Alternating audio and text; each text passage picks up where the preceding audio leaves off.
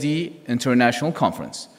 In 2005 April, AMEDA started with 7 members from Egypt, Jordan, Lebanon, Tunisia, Mauritius, Kuwait, and Muscat, who chose Mr. Mohammed Abdessalam as AMEDA President representing African part, and Mr. Samer Jaradat as AMEDA Vice President representing the other Middle East members in Asia. Now members are 40 from over 30 countries.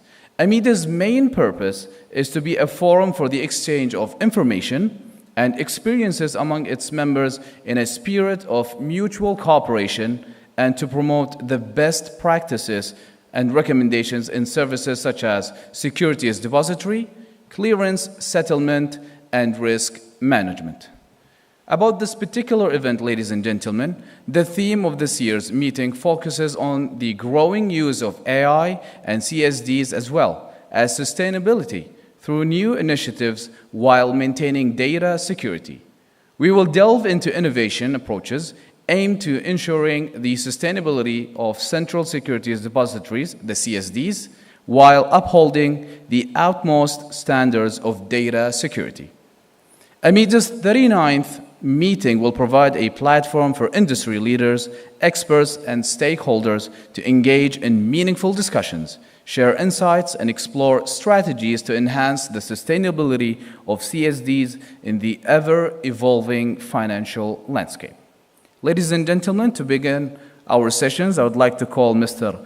Mazen Al-Wadhifi, the CEO of Amman Stock Exchange, to give his speech about the mobile and digital solutions, provide investors with easy access to CSD services, and track transactions, CSD e-portfolio service.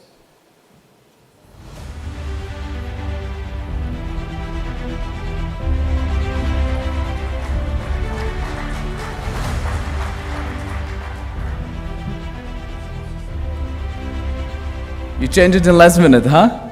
Okay, the topic will be about sustainability. Please welcome, the stage is yours.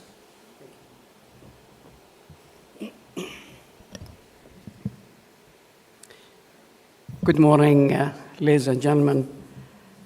Sabah al-khair. Bismillah ar-Rahman ar-Rahim. Allow me first to, thank you. Allow me first to extend my sincere appreciation and thanks for the organizers and for having me and inviting me to speak in this annual meeting for AMEDA. And also I would like to thank Mr. Saif, His Excellency Saif Al-Thani. And I would like to start actually with the presentation, my presentation. Yeah. Okay. Well, sustainability. Oh, sorry. Okay, no problem. Okay, thank you for. Thank you. The definition of sustainability is sustainable. Why sustainability is important? Sustainable development is a development that meets the needs. This is the UN actually definition. Sustainable development is a development that meets the needs of the present without compromising the ability of future generations to meet their own needs. It assumes that resources should be used conservatively and carefully to ensure that there is enough for future generations without decreasing the quality of life.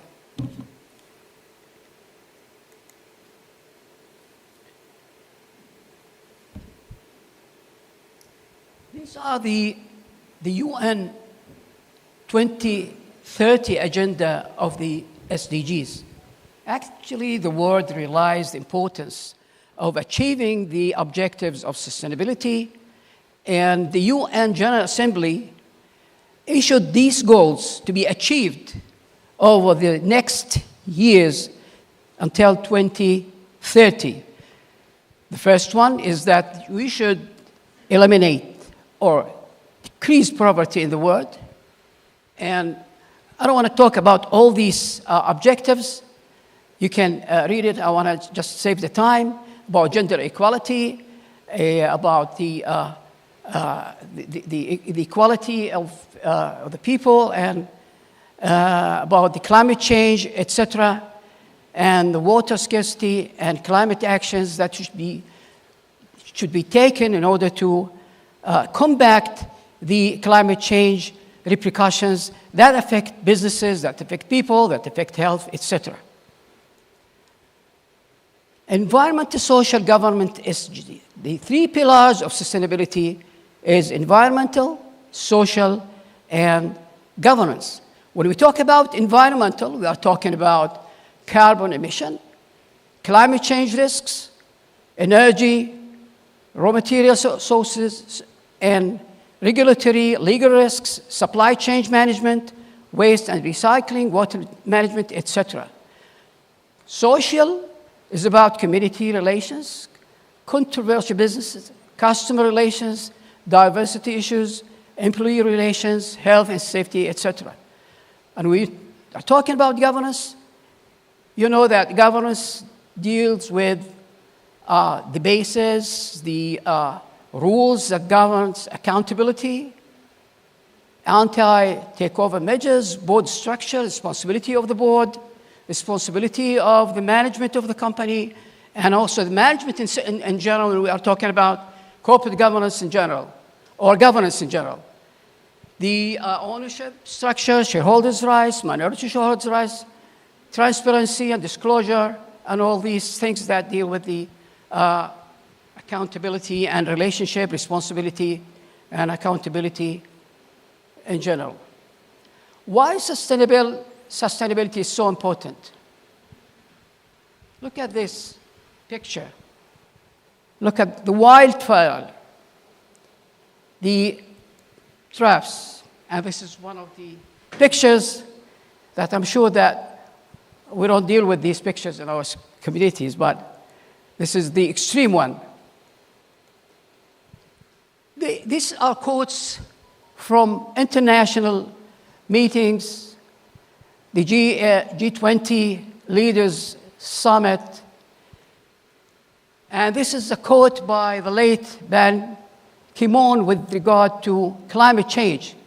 We are the first generation to be able to end poverty and the last generation that can take steps to avoid the worst impacts of climate change. Climate change, as we saw in the picture, floods, deadly heat weather, massive wildfire, severe droughts, starvation. Achieving the objective to combat the repercussions of the climate change is not only the responsibility of governments and countries, it is both. The responsibility is responsibility of public sector and private sectors.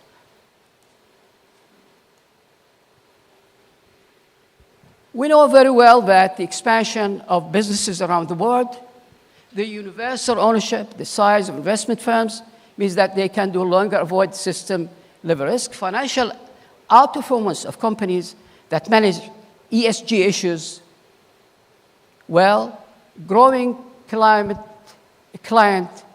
demand. This is the investment case for sustainability and the SDGs. From the business case of sustainability and SDGs, what is the benefits? What is the benefit of applying sustainability practices? It will drive competitive advantage through stakeholders' engagement, create new opportunities, improving risk management. You identify by applying and implementing accountability and identifying risks in accordance with certain principles and standards, and will get an improving in risk management at the company. Also on the country level will increase also efficiency when you are dealing with the ESG practices, improving finance and financial performance of companies and governments. And also you meet the investors and customers' demand. And also you will create customers' loyalty when you are dealing with issues and matters that matters them, and addressing these problems or what they face around the company, the social responsibility of the company will gain support also of the company. Actually, I have to say that when you deal with these practices, I will quote that it's not making profit at any cost. You make a balance. You should make a balance between ethics and making profits. It's not, again, making profits at any cost. And practicing, and this is a quote, sustainability strategies in long term will result in a workforce with great skills, devotion, and innovation, and motivation, and build good reputation with customers and with the community. You have to deal with hearts and minds. Since you'll face resistance, actually. We face resistance when we started applying and implementing corporate governance, for example, rules in our country. We first started implementing the rules of corporate governance in 2009. We faced a lot of resistance from listed companies. Why should I disclose my salary, my remuneration? Why should I be so open to deal with my secrets, especially in our communities?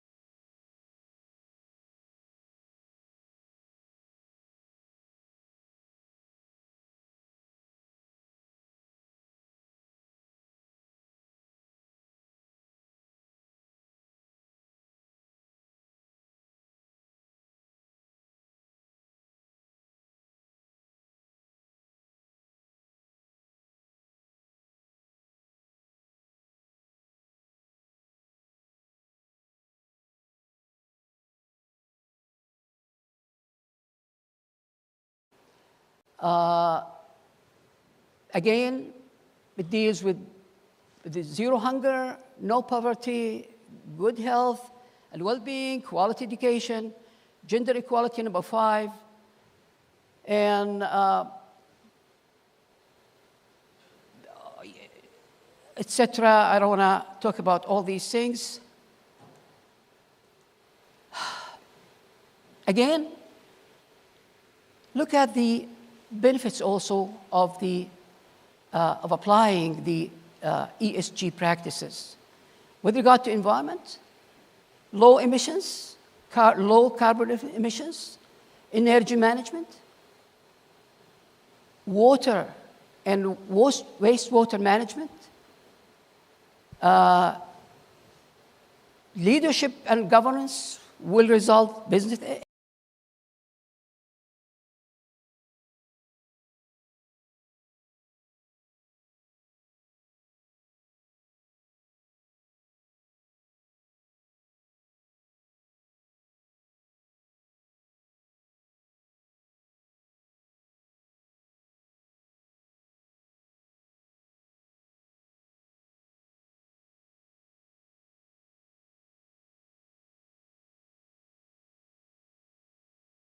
Human capital, labor practice, etc.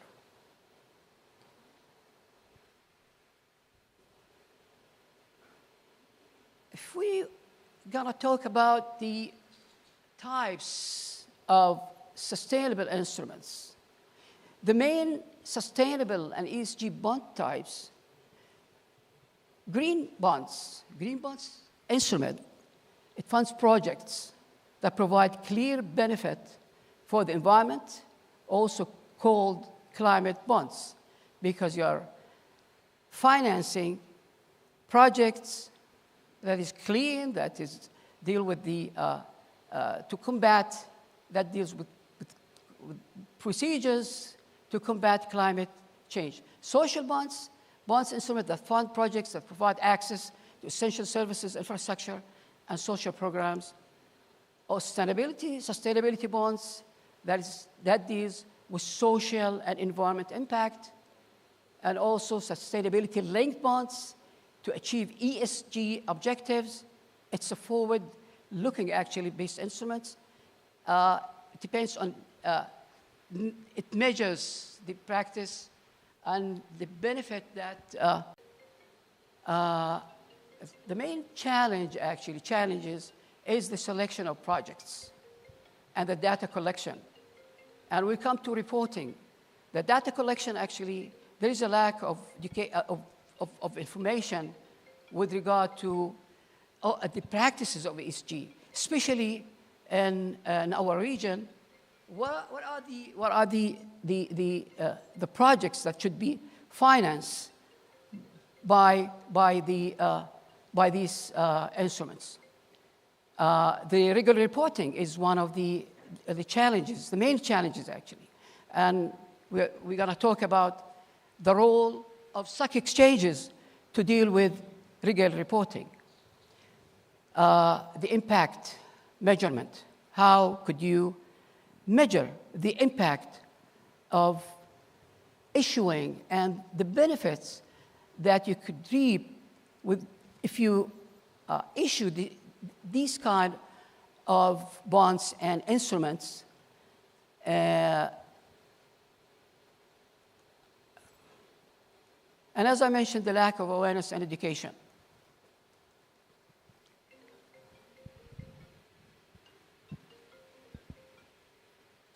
Sorry.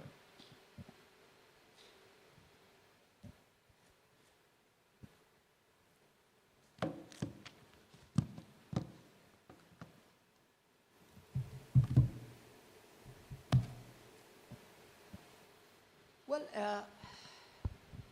we've seen the quote of the late Ban Ki-moon with regard to climate change. And the rise of the importance of sustainability obliged the international institutions to deal with the situation that we talked about, that there is a lack of education, that we have to do something, that we have to issue principles and issue standards in order to make a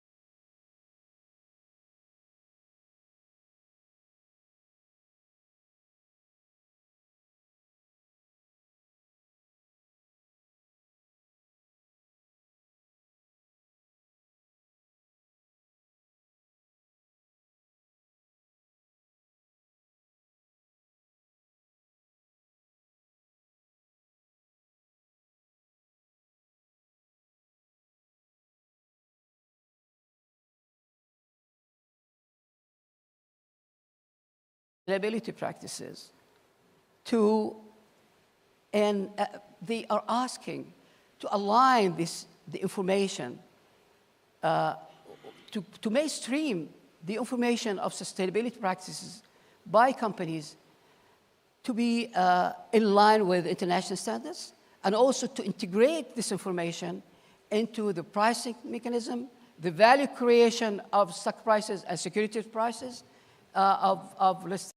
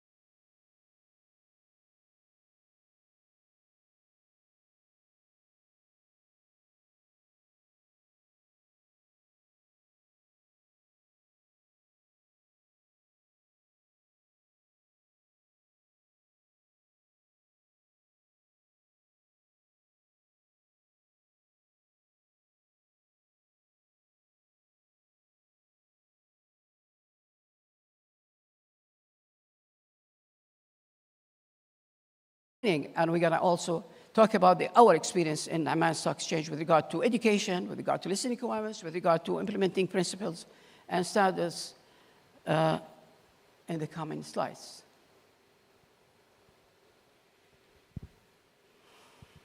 These are the response, let's say, of stock exchanges with regard to sustainability activities. Look at exchanges with SME listing platform that implement ESG practices. Exchanges providing written guidance for ESG reporting. Exchanges training. Look at the rise, the upward trend of implementing and complying with the international standards and practices and spreading awareness in the markets. IFRS Foundation, as I've just mentioned, issued their, in July 2023, issued their IFRS 1, IFRS 2, and yeah. Also, we have the IOSCO, let's say the International Organization of Securities Commissions, dealt with the ISSB, which is the International Sustainability Standing Board, and adopted in July. The ISSB in 2023 in June issued the principles and adopted by IOSCO in July 2023. And these standards are also endorsed by IOSCO. And the IOSCO asked their members to follow and to comply these standards and to ask and require their members to apply these standards to listed companies. With regard to Amman Stock Exchange, from the very beginning, actually, we realized the importance of sustainability practices for public shareholder companies.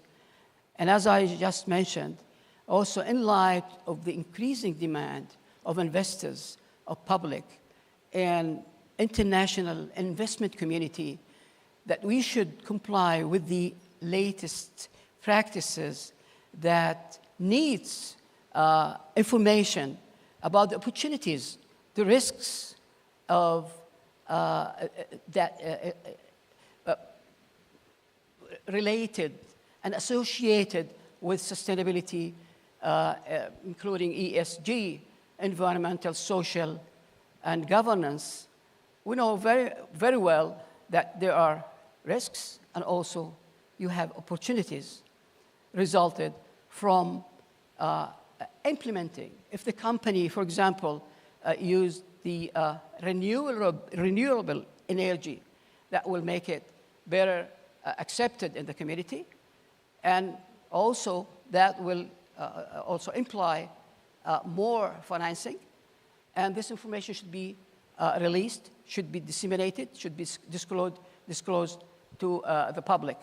Changing the cars from using the fuel, the gas, and some of our companies actually changed their cars to be electronic rather than the cars using fuel and gas. We've issued guidance for public shareholder companies in both Arabic and language, both Arabic and English languages. This guide contains steps for listed companies to prepare their sustainability reporting and the importance of sustainability, the benefits of sustainability. And I just mentioned that we found there is a kind of lack of education, lack of awareness about the benefits of, and kind of resistance actually, with regard to the sustainability practice and reporting. But now, the ASE 20, which are the biggest companies in the market, the blue chips in the market, are now mandatory. They are obliged to issue their sustainability reports, and starting from the year 2022, all the companies, the ASE 20 companies, issued their sustainability reports, which is a very advanced step towards generalizing this experience on the rest of the companies listed on the Amman Stock Exchange. As a recognition of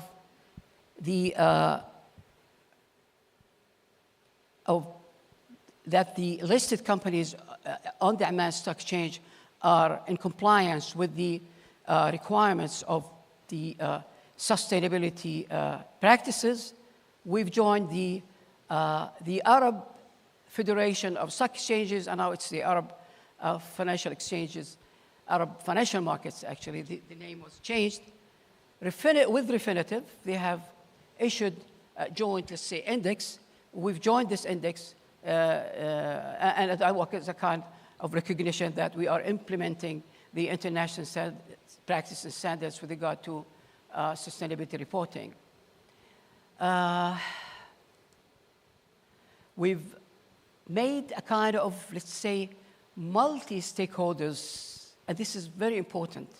You have to make, in order to educate people, in order to enhance the awareness and education of the public in general and the stakeholders with regard to sustainability in particular, you have to make let's say, a multi-stakeholders partnership. We've made it, and we've built this kind of partnership with regulators, public shareholder companies, with the governments, with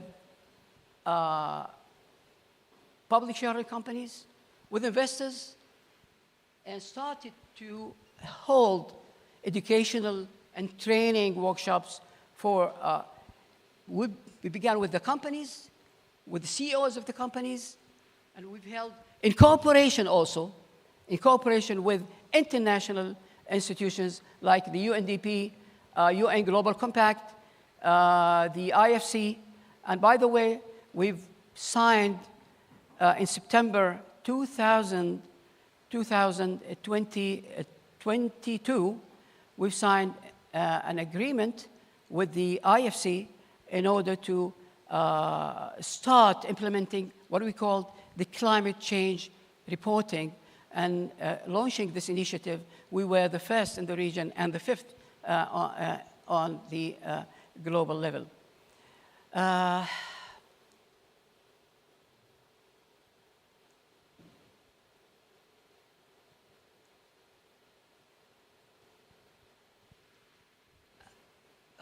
yes, we've also become a signatory of the Women Empowerment Principles, and you notice that principle, or the goal number 5 of the SDG was the gender equality. We every year on the Women's Day, we hold the Ring of the Bell ceremony. Actually, with this, yes, the GRI, I talked about the GRI. Now, every company, every listed company is on the ASE 20 on Amman Stock Exchange are obliged to issue their sustainability reports in accordance with the GRI, which is the Global Reporting Initiative standards. These are international standards. As I mentioned, this is a common language that should every listed companies on the ASE 20, as I mentioned, that this is the first step towards implementing this requirement to other companies. With this, I come to the end of my presentation. Thank you very much, and I'm ready to receive any question.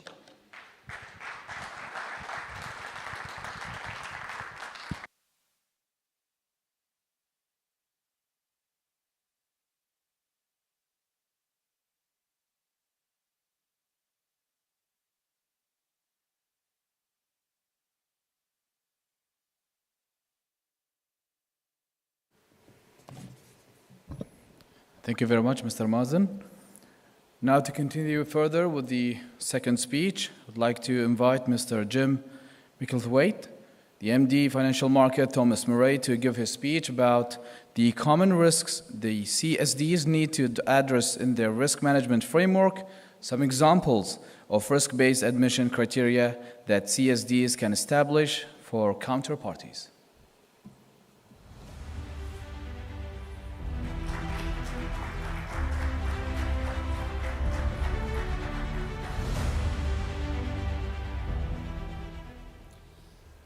Salam alaikum, good morning.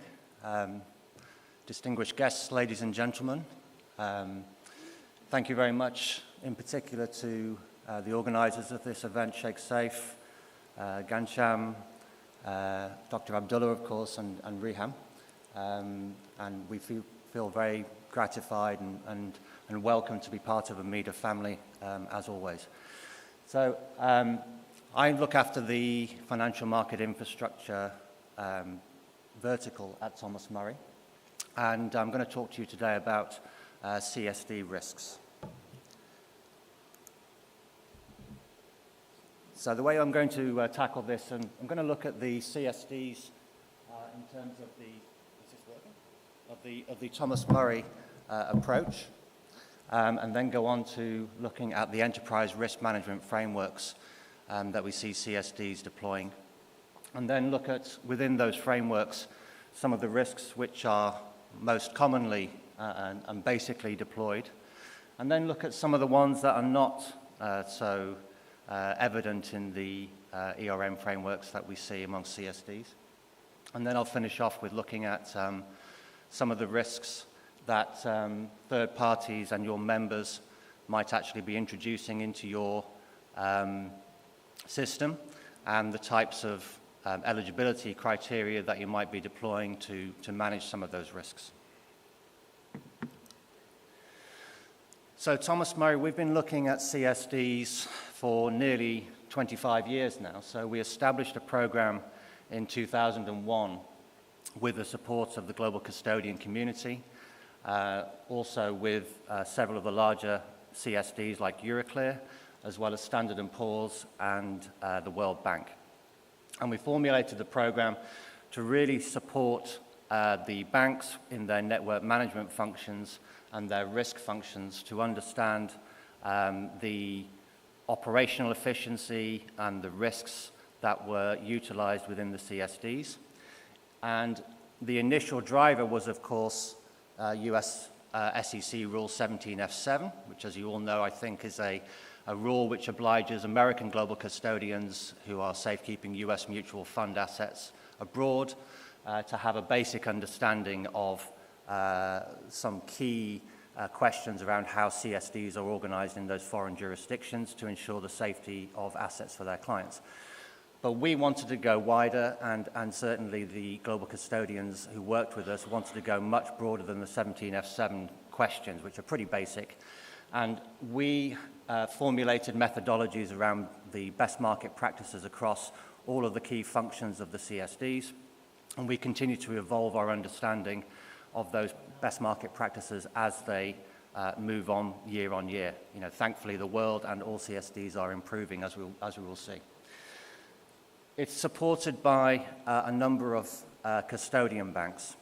So we don't rely on questionnaires. We have a report which the local custodians who are participants of the CSD have access to, and they're able to provide us with their review and their insight into the accuracy of the assessment. And we also open up the assessment to the CSDs, and we invite all the CSDs every year to go into the reports and make sure they're happy with the factual content of the reports, okay? And it's very critical to understand that these are different from some of the other programs that you might see, like the AGC program, which are kind of once-a-year static programs. These are living reports. These are continuously assessed based upon changing information as we receive them from the participants in the market. So they're fully dynamic and effectively in real time. The focus of the report and the angle that we look at the analysis of the CSDs is to do with the risks that are posed by the CSDs to their participants and, of course, the clients of those participants, going back to the asset owners. We look at 8 risks, and they are formulated around the core functions of the CSDs. So we have 3 risks for settlement, which focus on settlement efficiency, settlement liquidity, and of course, counterparty risk. We look at safekeeping and asset servicing, obviously, and then we also have a full operational risk assessment, financial risk assessment, and oversight and transparency, which is basically around management effectiveness and how open the CSD is to sharing information, critical information, on their websites and wider. And recently, so January basically, we also added 2 further risks, so cyber and ESG. And we've added them as accompanying risks, which means that they are not included in the overall risk calculation of the CSD at the moment, but we are tracking those as parallel risks for the time being, and I'll touch a little bit more on cyber, and my colleague William Rimington will be giving a full discussion on cyber later in the morning. So, how do the risks look over time? How are they doing? And obviously they are improving. So if we look at the diagrams here, we've got the blue line, which is the position. This is the distribution curve as of 2016, and then the red line is the distribution curve as of this year. And the scale runs from CCC, which is the worst grade on the left, to AAA, which is the best grade on the right. And you can see that globally there has been improvement over the last 8 years. I have to say again, obviously we are enhancing our methodology every year to include changing best market practices. So to some extent, the goalposts do move a little bit every year as practices and risk controls do improve. But generally, there's been a positive improvement in most CSDs globally. And then if we look at the African situation, the Middle East situation, so I think for Africa, it's fair to say that they've probably mirrored the kind of incremental improvement over the last 8 years that we've seen globally, so that the performance has been fairly consistent with global average. But I think for the Middle East, you can see there's been quite a change over the last 8 years, and we see particularly that being driven by the Gulf and the improvements in the CSD practices in these markets has been a real step change, and we've seen huge improvements over that time period. And the main improvements, not just in the Gulf, but globally, the main themes. So extension of DVP arrangements. We had situations for many years that because CSDs typically came out of stock exchanges, and they were the back offices of the stock exchanges. They tended to focus more on the broker-to-broker risk and ensuring the counterparty credit risk between the brokers was controlled through DVP, and they were not so much focused on the custodians. And as CSDs have separated out of the exchanges over the years, we can see that there has been a gradual refocus to also include the custodians in those risk management practices and extending DVP out to the custodians. And very good news from Bahrain recently about the extension of DVP into the custody side, and I'm sure that many of the other CSDs in the room are working on that as well. And that follows on with the embracing of the custody model. So we have seen a lot of broker risk in markets where assets are not necessarily being safe kept by custodians, but being held by the brokers. And I always remember Mr. Mohammed Abdel Salam always used to say that the brokers were up to monkey business, as he called it, with their clients' assets. Unfortunately, we've seen the custody model embraced across most markets now. And those international banks with international best practices can actually control the risk of their clients' assets much more fully. And the separation of the CSDs, as I mentioned, has been a positive trend, not only in terms of risk, but I think in terms of just philosophy. We're always very supportive of independent CSDs really being specialists in the core functions. Sometimes when the CSDs are still within a stock exchange or within a central bank, and obviously the parent company's main focus is not on CSD activity, we sometimes see the CSD business being a little bit sidelined or in the back and not really getting the full attention and the investment that it really deserves. So we very much support the independent CSD model. And we've seen increased SWIFT adoption. I will say that we would share the common belief that SWIFT is still very expensive for a lot of the emerging markets, but we have seen increased adoption of SWIFT or ISO standard messaging, and that obviously has had benefits with the percentages of straight-through processing of transactions and a much more efficient and risk-free end-to-end process. New CSD systems, so a lot of the CSDs within this region have been on older systems, particularly Equator, and there's been a program, kind of replacement program going on gradually throughout the region, and we've seen some more modern, more flexible, more efficient systems coming through, and that's benefited the overall risk position for the CSDs and their participants. Electronic voting, this has been a silver lining that's come out of COVID, I think. It really forced people to reevaluate the amount of physical processes that were required to do basic functions, and particularly proxy voting, and we saw quite an explosion in the prevalence of e-voting systems across the world. And lastly, and this is a nice intentional segue, the adoption of enterprise risk management practices.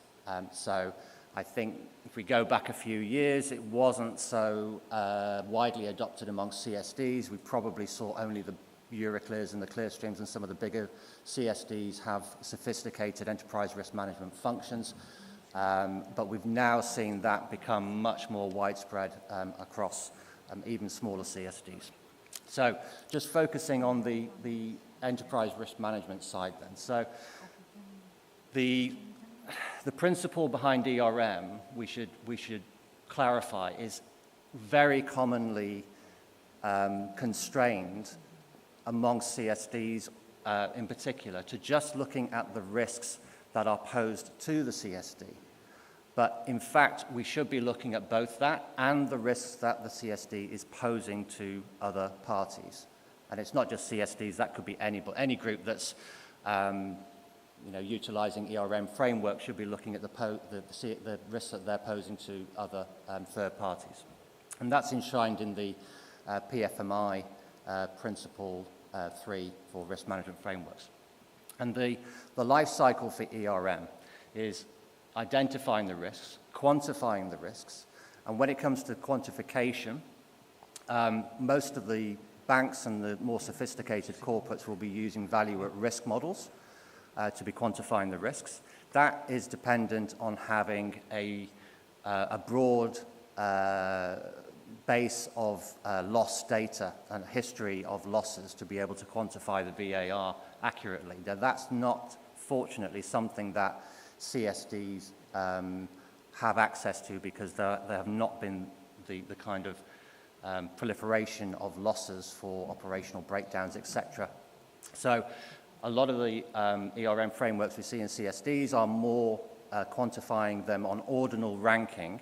So they'll take a view as to the magnitude and the frequency of particular risks materializing, and then they'll order them from like best to worst. And you'll see that in sort of risk heat maps, going from very low to very high.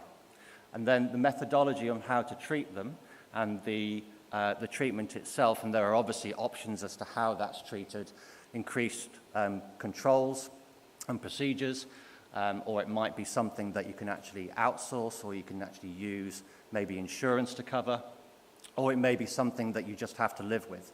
But the critical part is that the board and the acceptance of the risk exposure has to be very transparent and has to be defined at that board level. So they understand the risk appetite of the organization, they understand the mitigating controls that have been put in place, and then they are comfortable with the residual exposure and the tolerance to those risks.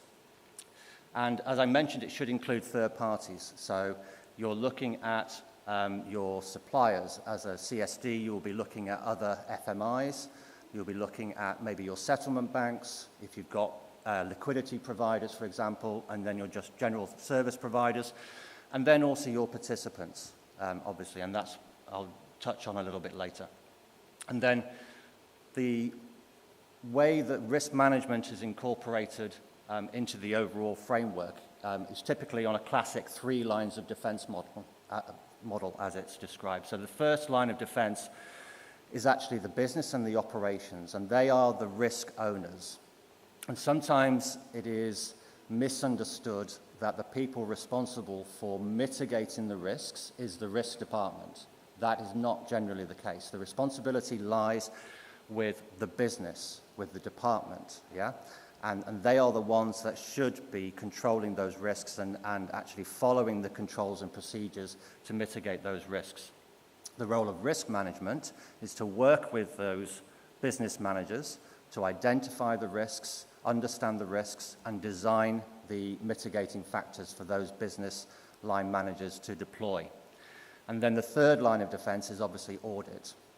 So audit's role is to go in, and we all know and love audit in our organizations, I'm sure, and they should be having a very dynamic conversation with the business owners and with the risk managers. So there's a kind of virtuous circle for the audit results to be identifying where risks are not being controlled or they're new risks, and those are feeding back into the business owners and the risk management department to actually enhance the risk framework. And then in terms of where the risk management sits and how it's deployed. So I think many years ago we were seeing risk departments which were part of compliance, which were part of audit, didn't really have autonomy as an independent function. That's thankfully coming much more into common practice now. And then in terms of how they actually have the autonomy to be able to positively influence the organization and have an honest conversation with the organization about the risks that it's exposed to, it should have an independent reporting line that goes directly to the board or the risk committee of the board, so they are not reporting to the executive function, where there might obviously be a conflict of interest with the executive function actually running the operations and being subject to the risk management framework. So it should be completely independent, going to the board, and the board should have oversight over the results. And then in terms of the general toolkit that you would deploy as an ERM function, Obviously documentation, so making sure that policies, procedures, controls are clearly documented, comprehensive, cover all critical operations.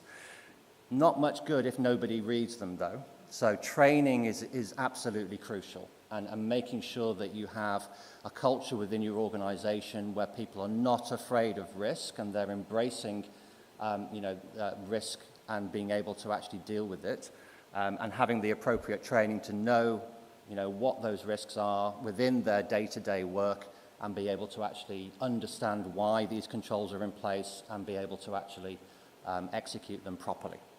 And then I mentioned we've got risk registers, so that's a quantification, actually maybe putting a dollar value to those risks, or you are looking at them in terms of like criticality, whether they're very, very large possible exposure or very low, and how frequently they might be actually materializing.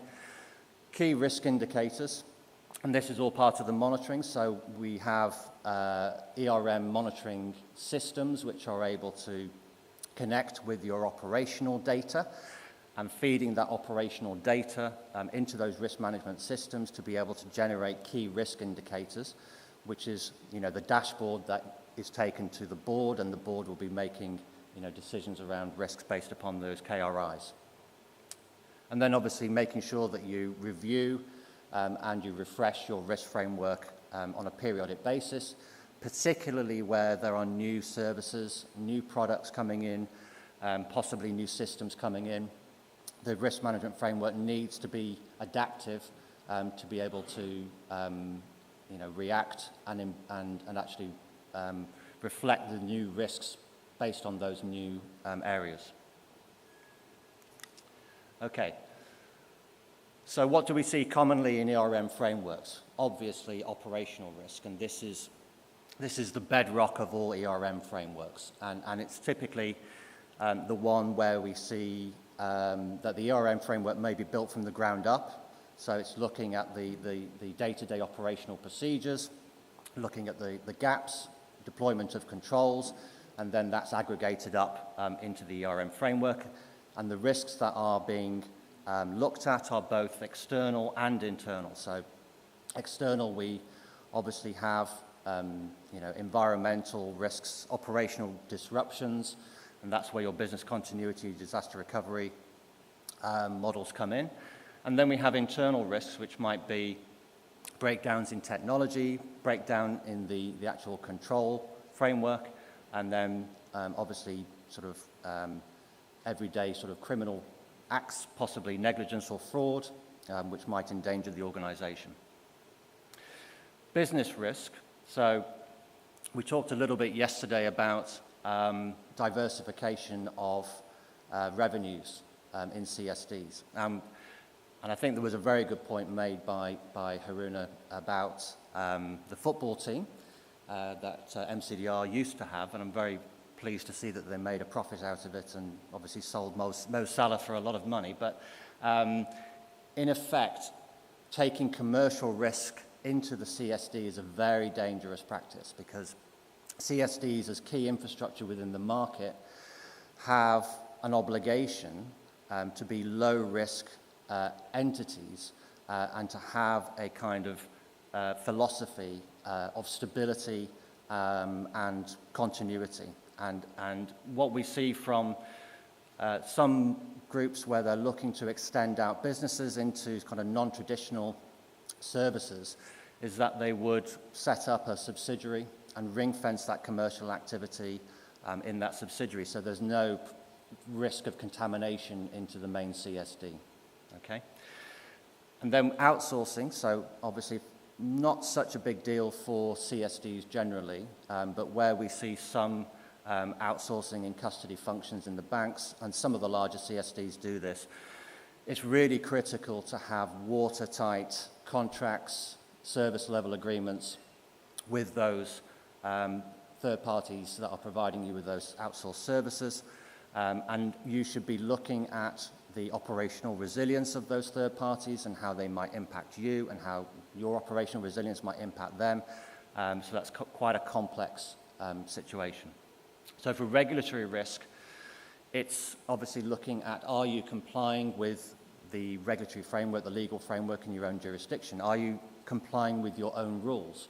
Are you complying with your internal policies around ethics, conflicts of interest, etc., and making sure that, that you're doing that? And then for legal, we have possibly contractual disputes, we have possibly civil actions against CSDs directly, or more commonly, I should say, indirectly, because CSDs, being the main record-keeping entity within markets, are very often brought into court cases where there are disputes over ownership, particularly sometimes where people have inherited shares, or there's been an unclear kind of chain of ownership through the years. So very often CSDs can get pulled into that kind of civil case. Data protection. So I'm sure you're all aware of GDPR in Europe, and there are equivalent regulations across most of the world, which oblige people, corporates who have access to clients' personal data, to protect that data and make sure that that data is not misused. And equally, that relates even more to banks, where bank secrecy laws are in place in many countries, where they are completely prohibited from divesting personal information of their clients to authorities. And obviously then that comes into conflict with governments and authorities around issues of tax. So, we all remember the discussions between the US and various countries about disclosure of US investor details for FATCA.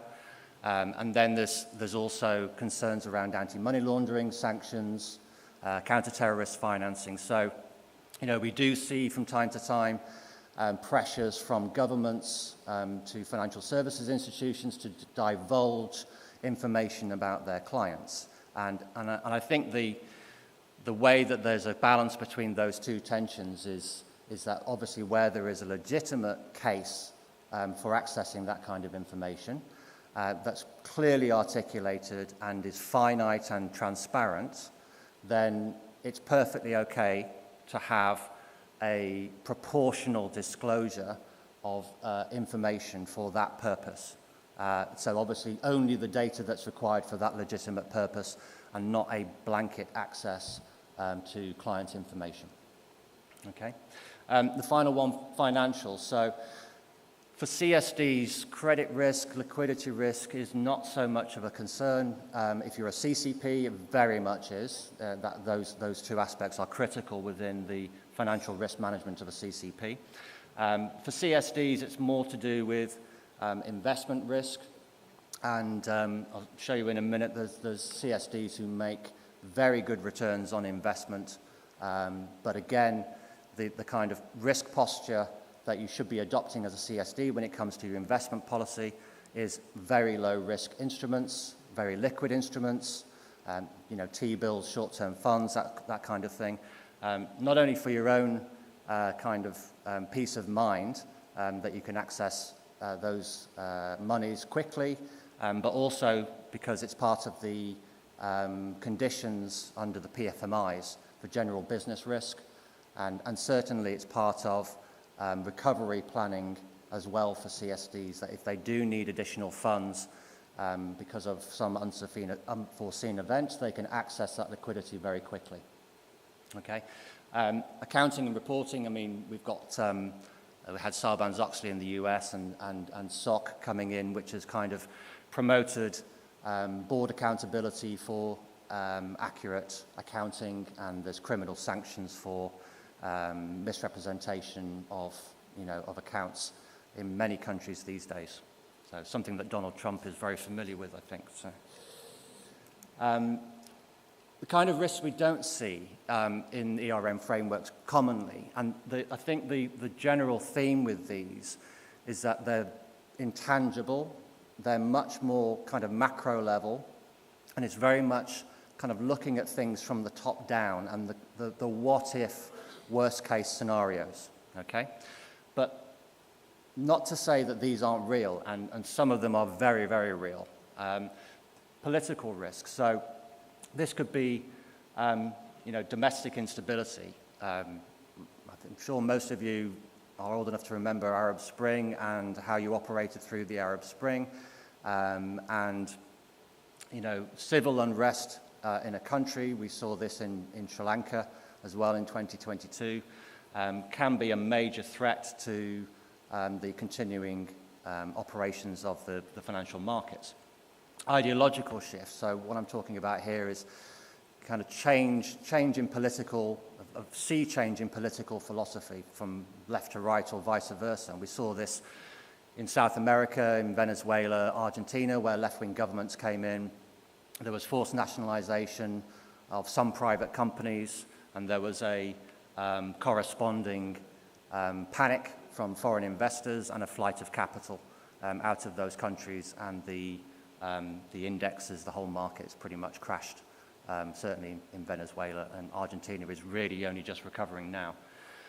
International conflict, I mean, that is the obvious one. The US and Ukraine, the Russia-Ukraine conflict, and anybody that was at WFC last year, CEO from Ukraine was very eloquent and heartfelt in explaining how they were able to continue operations in the face of the greatest adversity, and pretty much said that there's no point in having disaster recovery centers if somebody's firing missiles at them. So he was forced to adopt cloud storage for his data, and actually I think Stuart's going to talk about cloud a little bit later, and that's a prime example of that kind of necessity.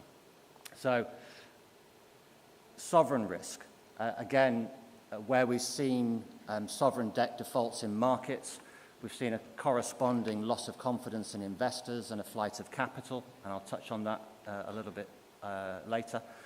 And sometimes it actually corresponds to having to close the whole market because the volatility has got so far that they just have to break trading until it calms down.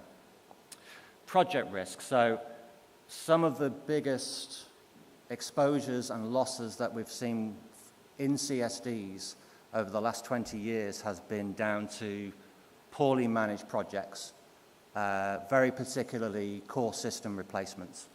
But not just that, I mean, the major process changes. So we've seen even in Europe recently with implementation of regulations around penalties that CSDs have to calculate and deploy on failing transactions in T2S. And it basically fell over for about the first 6 months because CSD systems were not able to interact effectively with the T2S system to accurately calculate penalties. And the whole project pretty much had to be rebooted. Cyber risk, again, not to steal William's thunder, but obviously that for us is probably the biggest risk that we're seeing in the markets right now, potential exposure. It's not just data loss anymore. It's not just about, robbing the Bangladesh Central Bank of $800 million, which was a North Korean tactic. It's also about geopolitical pressure. It's also about disrupting the efficiency of the capital markets in your rivals, your unfriendly neighbors maybe. So we see that as a very big problem on the horizon. And I have to say that not many countries are really tackling this in terms of the specific risk to the capital markets. And we really want to see that evolve quickly. So just an example of political risk that's probably not contentious. So this is Hong Kong. And I'm sure you know Hong Kong used to be a British protectorate until 1997. And since 1997, it went back to the Chinese. And progressively, there has been a series of laws which have been more and more restrictive around civil liberties. There were riots in the streets in 2020 when the national security law was introduced. And there was a certain amount of pullback by the authorities, but then more recently, they've really ramped it up. So in I think it was March this year, there was a revision of one of the articles in the law, Article 23, which has got plenty of draconian measures, but one of the really scary ones is actually that the CEO, which is effectively the Prime Minister of Hong Kong, can individually and unilaterally create subordinate laws and can implement them immediately, with immediate effect. Yeah? And this has meant that a lot of the corporates in Hong Kong have had to spend much, much more money in understanding the political risk ramifications of that and putting in place mitigations. And that's starting to reflect in their financial positions and that increase in costs. And in terms of the market performance, you can see on the chart there, you probably can't see the dates, but the peak of the market in Hong Kong, the bars are the market cap, the green line is the turnover. So the peak was around 2020, so just as the kind of national security laws were coming in. And since then, the Hang Seng and the market cap has decreased by about 40%, and turnover's down by about 50%. And there's not been a flight of capital in Hong Kong, but there hasn't been a lot of new money going into the market in the last few years. And the bottom chart there is the financial position for Hong Kong exchanges. Now, Hong Kong exchanges is a brilliantly diversified company. They own the exchange, both the cash market, derivatives market, and all the post-trade. So they've got a brilliantly diversified company, and they have resisted this kind of effect on their revenues. The flat line is COVID. So they kind of cope through COVID, and what you would have expected after COVID is an uplift again, a recovery. And in fact, it's starting going the other way. And this is the beginnings of the effect of this kind of downward trend in the market, which has been, they always say that correlation is not causation, but it's pretty clear that the foreign investors have started to kind of pull back from Hong Kong and really see Hong Kong now as part of China. There's not much differentiation anymore in most people's minds. Okay, so sovereign risk. So we've done a bit of analysis for some CSDs as to the impact of sovereign risk on their businesses. And obviously, you know, with a flight of capital and turnover drop, the main services that be affected are your core services, the settlement, registration, safekeeping revenues. And talked about this yesterday with the fees panel, but there's a big chunk of revenue for most CSDs that's still tied up with those core services. And we look back at historical defaults, so all the way back to kind of Argentina, 1998, and Russia, and more recently Greece and other sovereign defaults. And the kind of impact that you'll see for volumes and capitalization drops probably between 20 and 50%, depending on the market, depending on the severity, and depending on the share of foreign investors in that market. And the effect on profits for those market infrastructures, that it's not just CSDs we looked at, we also looked at exchanges, but it's between sort of 10 and 25%, depending on how well diversified they are as a business, okay? And you say, well, what do I do about it? So diversification, absolutely crucial, and I think the panel yesterday were completely on the money when it came to talking about diversification as something that you should all be doing as businesses. And it's not just from, you know, a perspective of being innovative, it's not just from a perspective of looking at the market and seeing inefficiencies in processes and saying, you know what, we could do that, we could commoditize that, we could do that better, we could automate that process. It's also from a risk perspective, yeah? And diversified CSDs with lots of different services, not so reliant on their core settlement safekeeping operations, really do manage to weather those storms much better. So just got a slide here which talks about that in a little bit more graphical detail, I suppose. And we've got I won't go through the colors, but we've got settlement, registration, safekeeping, and membership, which are the kind of bigger chunks of revenues across most of the CSDs. I'll try to walk about here. Hold on. So, can you still hear me? No? Okay. not working. So what we can see in the more emerging markets is more diversification in terms of services. And I think that that has been really pushed on most of the emerging market CSDs because of the lower core revenues coming from exchange transaction processing. And they've really looked very innovatively at what they could do more in the market to help not only the efficiency, as I said, if there are manual processes that could benefit from automation and centralization, they've done that, but they've also looked at sort of the wider problems within society and said, are there areas where we could actually help in terms of getting rid of paper, getting rid of bureaucracy, simplifying processes, providing better access for people to, could be tax information, could be pensions, etc., and really kind of broadened out to help the wider society. You'll see in the middle there are a bunch of European CSDs, which is Denmark, Italy, and Portugal, which are all part of the Euronext group. They are not diversified whatsoever. They are very, very concentrated on core services. And I think what we've seen in Europe, very unfortunately, is so much pressure and so much cost coming from regulation over the last 10, 15 years, because we've had T2S starting in the 90s and going through the 2000s. Then we've had the CSD regulation in Europe, and all of these have imposed a lot of extra obligations and responsibilities on CSDs, which has added to the costs and really has confined their bandwidth to be looking at diversification and innovation. And it's not happened in Europe at all. It's happened in the emerging markets.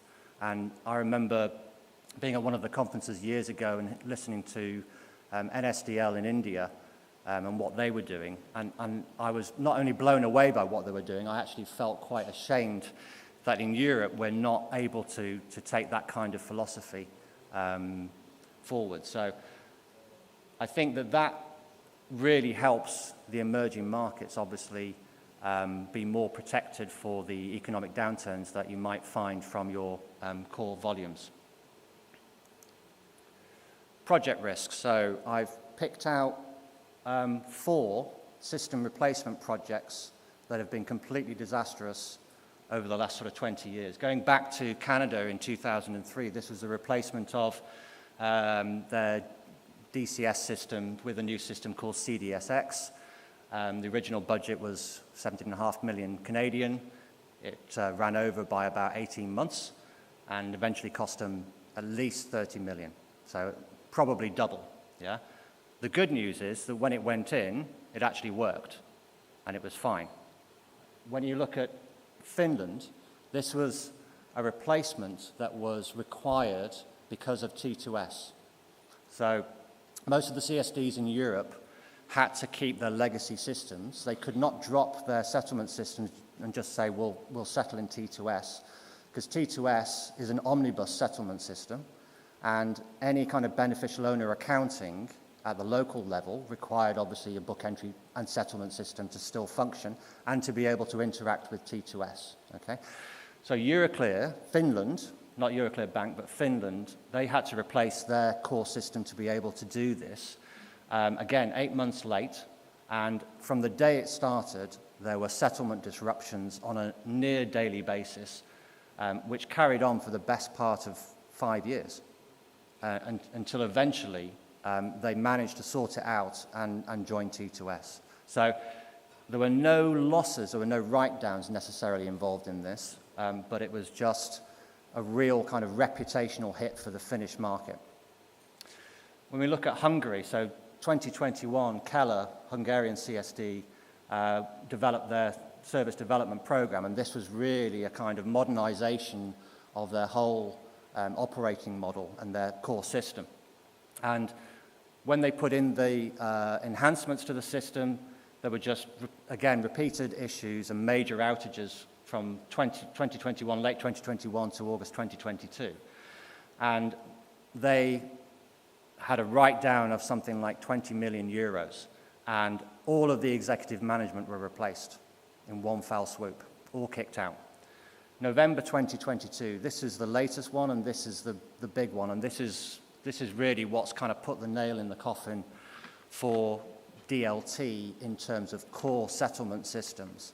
So Australia, who ASX are incredibly forward-thinking, very brave market infrastructure, decided that they were going to explore DLT with a company called Digital Asset, which is a leading DLT provider out of New York.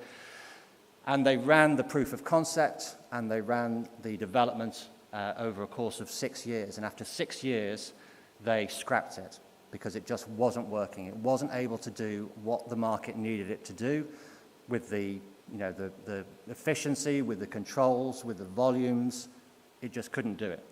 And they basically had to write off 250 million Aussie dollars, which is well over 150 million US.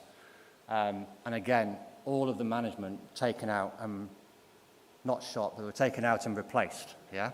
And now they're starting from scratch again. And again, confidence in the Australian market has just evaporated, yeah? Both domestically and internationally. So project risk is huge, huge. And if you are going for a big project, and particularly a new system, which I know some of you are in the market for, you need to take that really, really seriously. And if you need to put extra capital aside, just in case it goes pear-shaped, or some other mitigating measures, you should seriously think about that. And you also do want to look at the track history of your vendor and how they've successfully implemented, other systems in other countries, okay? Now, cyber risk. So, William, don't worry, I'm not going to talk too much about this, but we did see a very real-life case in India in November 2022 when there was a malware attack on CDSL. So, there's 2 exchanges in India. There's a national one, and then there's a Mumbai one, and CDSL is the CSD for the Mumbai one. And they were attacked, and they had to disconnect, and they had to stop all trading and settlement. This was on a Friday because most hackers go in on a Friday, apparently. It's the best time of the day, best day of the week. And they had to stop everything until they were able to reconstitute not only the system but also the data.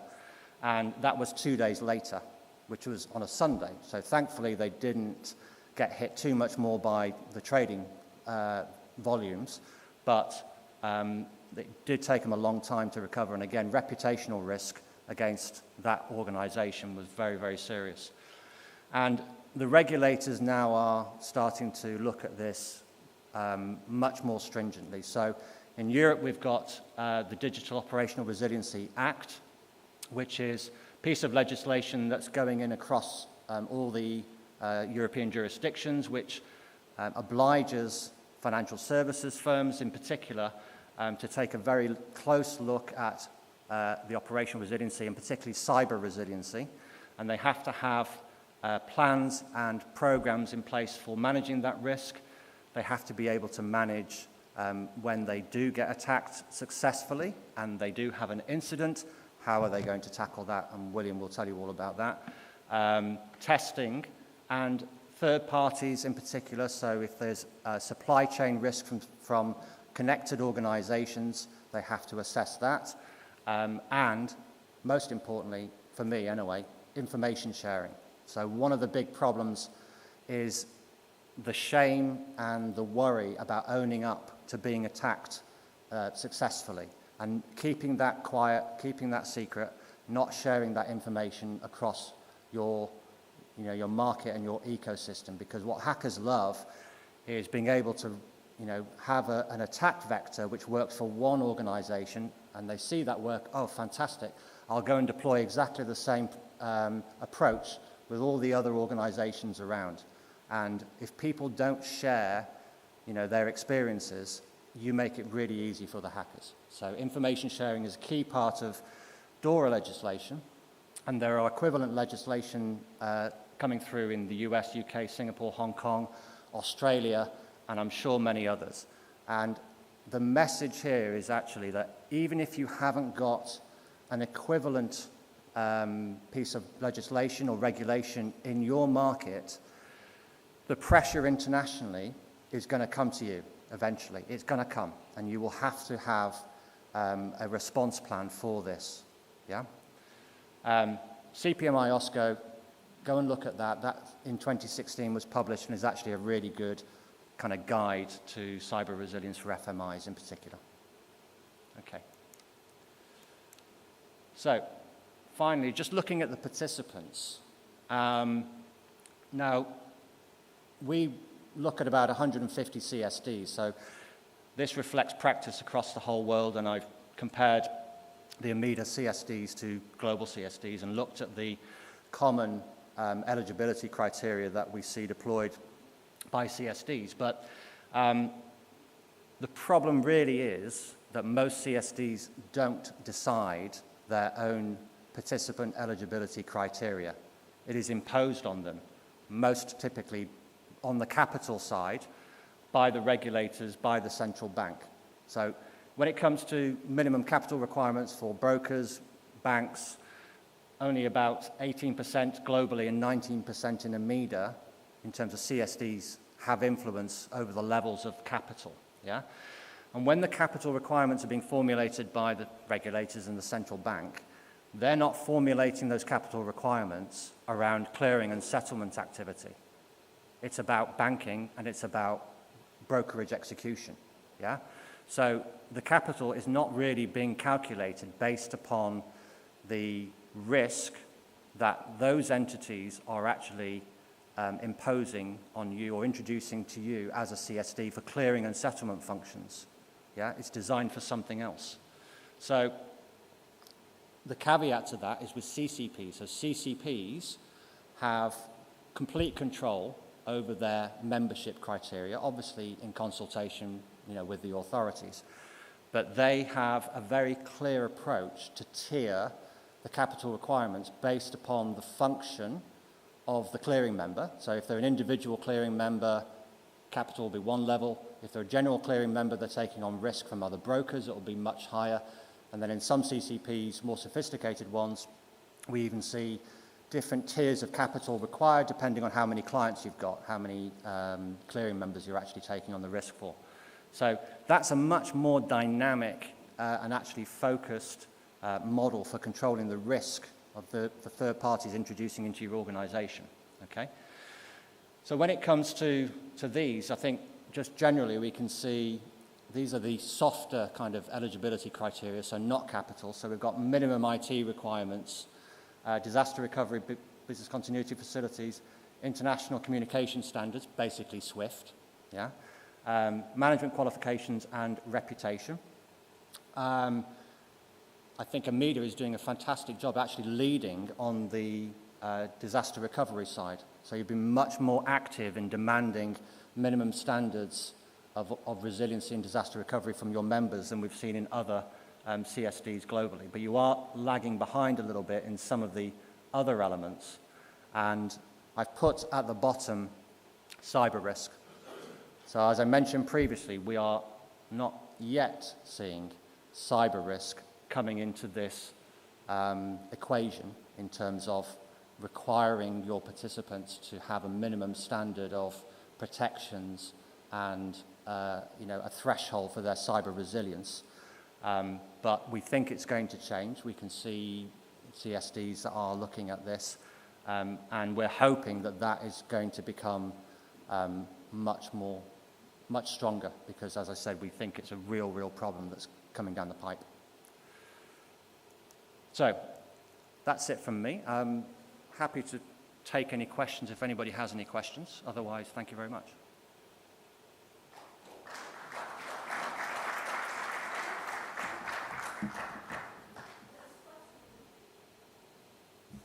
Abdullah.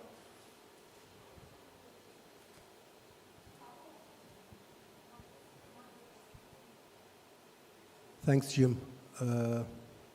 Oh, yes, One sir. question related to the investment risk.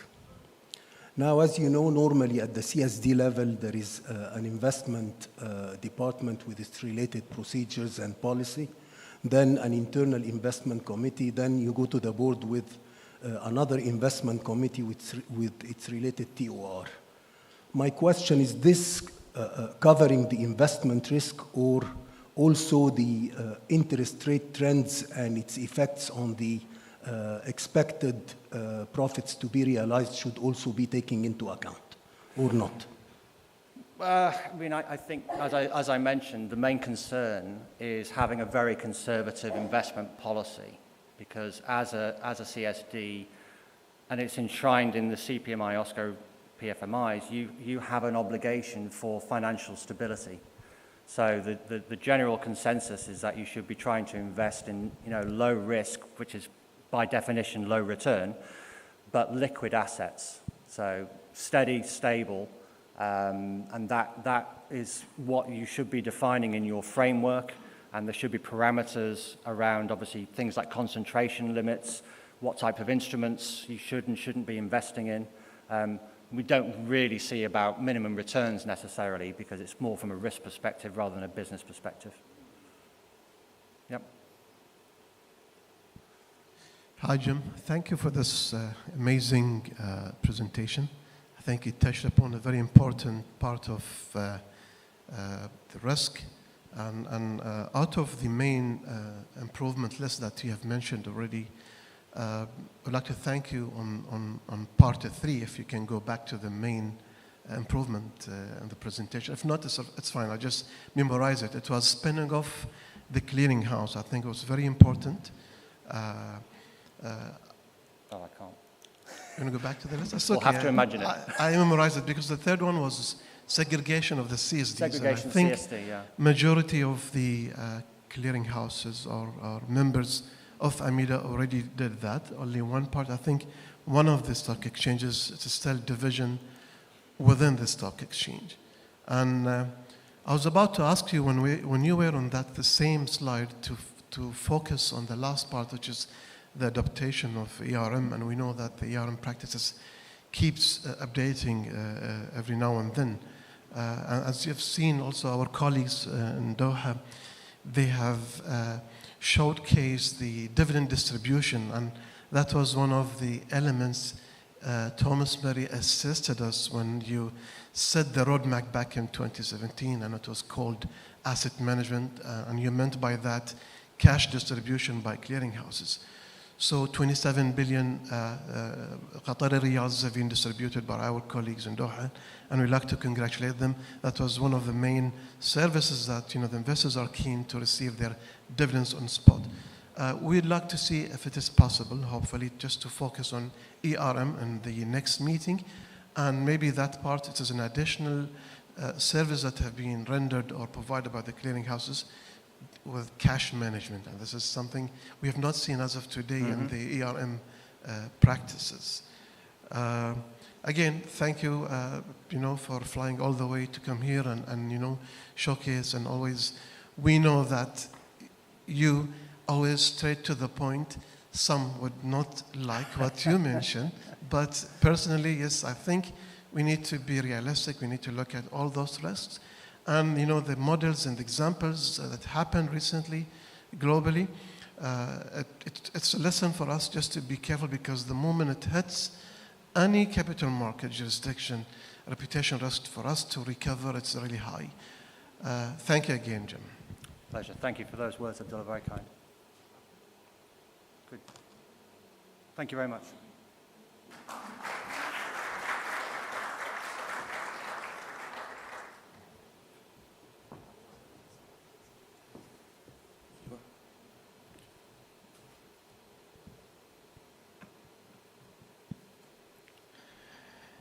Thank you very much, Mr. Jim. Now it is the time to, before proceeding into the break, we'd like to invite Mr. Miguel Espinoza, the head of CSD Product Monitoring Corporation, to give his speech about the CSD Investor Services.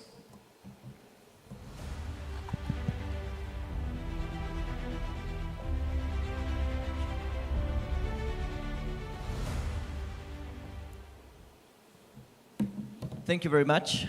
So, first of all, I would like to thank the opportunity to both AMEDA and, of course, the organizers, IDA, for this wonderful event. I think that so far we have learned a lot. We have covered a lot of topics.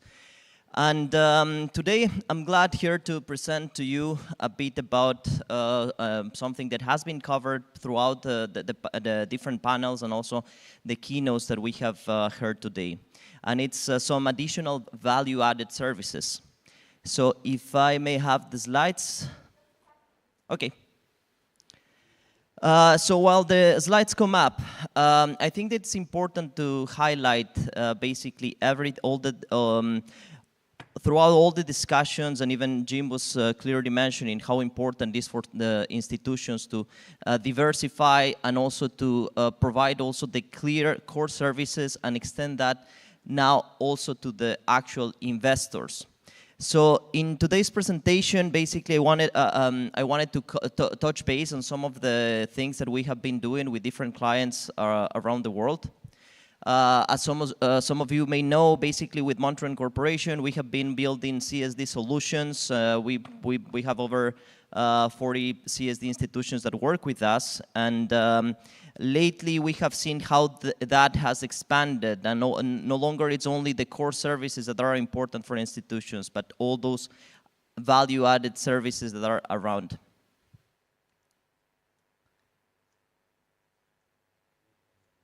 So while we continue waiting for the slides, I'm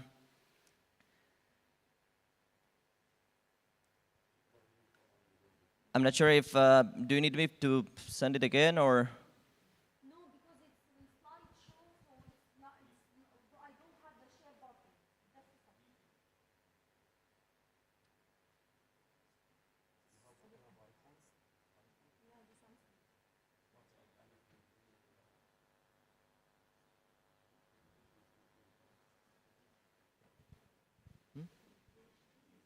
Yes. Okay. Okay.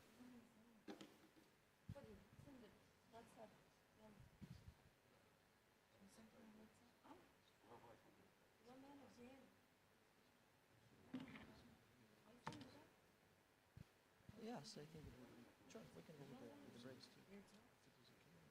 Yeah, perfect.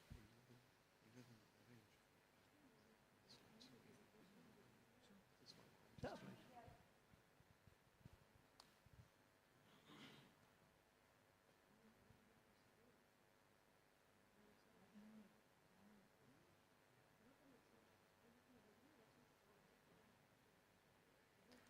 Well, apparently everybody is so eager to go to the break, so I don't know.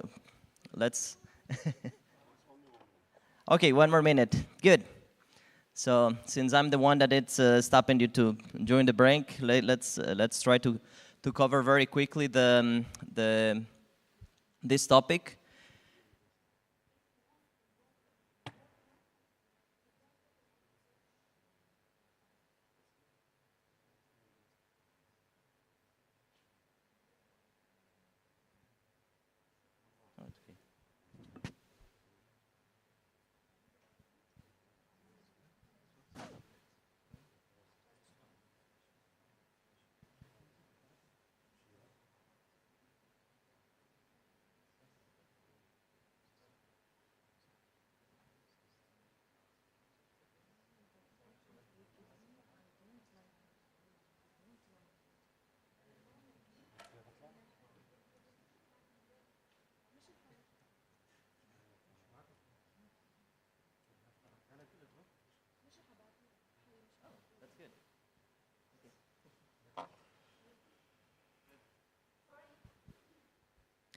Great, thank you very much. So I'm glad to tell you that Abdullah was just telling me that in my picture I look like a celebrity. So I guess it's very good news for me. I hope my wife thinks the same. Okay, good. So now going back to the point, talking about the value-added services for CSD institutions. So basically, as we have been discussing. I will cover today a quick overview. I will try to be quick about it, and then we'll go into some areas that we have been working with some of our clients, okay? So, We have been looking, if we look historically, the CSD as an institution itself, as a financial market institution, and based on the principles that were described earlier, we know that there's a relationship between the investor with the CSD through a broker. So usually we have a broker, custodian, and different participants that were acting there. However, nowadays we see very commonly, and even throughout all these discussions, we have been looking at different services that CSDs have been providing, basically bridging that gap, and now we have direct interactions. So CSDs are having direct interactions with the participants. Now, there are several factors. Of course, we can talk about modernization. I think that especially we have seen in the last couple of years how especially during COVID, a lot of institutions were forced to move things digital, were forced to actually bridge that gap. Also, we now have access to devices. I'm pretty sure that every one of you here has your mobile phone. You can you have an app to access your bank account. You have an app to access your news and everything else. So now, of course, investors are also looking for that opportunity to see what are their investments, what's their portfolio. And not all the banks or brokers are able to provide certain solutions. We are talking about remote access. We've worked with some entities that basically are, the country is basically geographically distributed. So it could be a lot of islands or it could be a huge country. So the actual CSD cannot be covering each one of those places. That's why it's quite common to see they are looking for paperless interaction. They want to make sure that still they can open their doors for all the investors that need to come. Then we are talking about business diversification. I think that yesterday there were several discussions about this business diversification, and today Jim also covered how important it needs to be for the CSD to have a diversified business. With these additional value-added services, institutions can actually cover a lot of functionalities, and there could be additional revenue streams that are very important for the CSD on its own. And of course, it's economies of scale. In some of the implementations that we have covered, we see commonly that as a CSD, as a central entity, there are some economical benefits to actually having this centralized service for the whole market. Now, what kind of services have we seen? And we are looking in the last few years. I think that it's quite common, and I know that several of the institutions here have already an investor portal where basically you provide access to balances, to account statements, portfolio. In some cases also you can provide market information. Yes, this is quite common. We've seen that especially back from 2016, 2018, when several CSD institutions started with the investor portal, having basically access. And of course, as a CSD, you provide that comfort to the participants when individuals, either physical person or legal entities, can actually go and see directly their transactions, portfolio, etc. Then we have account management, where this, I think, that boomed during COVID, when especially onboarding was really important, KYC, account opening, and in some cases being able to directly even do your KYC, provide your account details, or maybe modify your account details directly through a mobile application or a web application. So this is something that especially we look very important during COVID. As the next one, that is general meetings. Now we know that it's important to bridge that relationship and to allow that remote access. So especially for general meetings, we have seen a lot of solutions, and we have our own solution also for providing remote access, participation, and also voting as well. And I know that a lot of or several entities here already have a solution that covers that. So this is something that we have seen in the last couple of years. Then the last two, I think they're not so common, especially from what the different institutions that we have seen. One of them is like the instruction placement.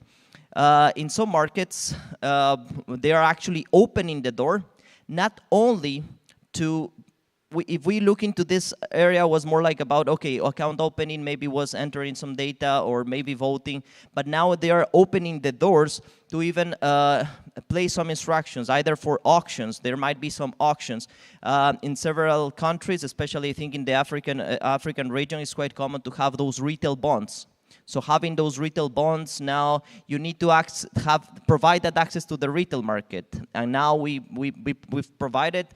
Quite recently, even there was an award won by one of the institutions that we work with, the Central Bank of Kenya, where basically the participation in the auction is allowed through the mobile application, through the services, so it's quite important it's possible. And of course, on secondary market. Now, depending the regulation in each market, some participants or some CSDs are even allowing some OTC instructions, or in some cases maybe pledges, so there are different options that can be provided there. And then we go to additional services. Crowdfunding, there are some institutions that are providing tax services, so they provide tax information or tax certificates, for instance. We have digital signature solutions where as additional service, the CSD is actually able even to provide services, for instance, to sign some documents or to verify the validity of the statements and so on. I think that we've heard also about gas emissions. Some CSDs now are providing. Usually now there are some DLT solutions as well that can provide the statements on gas emissions, and of course the access to those can be provided through a solution like this. Okay, so as we can see, it's very interesting, all the different areas that CSDs can consider for this business diversification. Now, there are some important considerations that each one of the institutions has to address. The first one, of course, it's not all the markets are the same. I presented some options, but in some markets, it may not be a possibility either due to regulation. It may not be a possibility because actually there's no need for such a solution, or there may not be capital to actually cover that investment.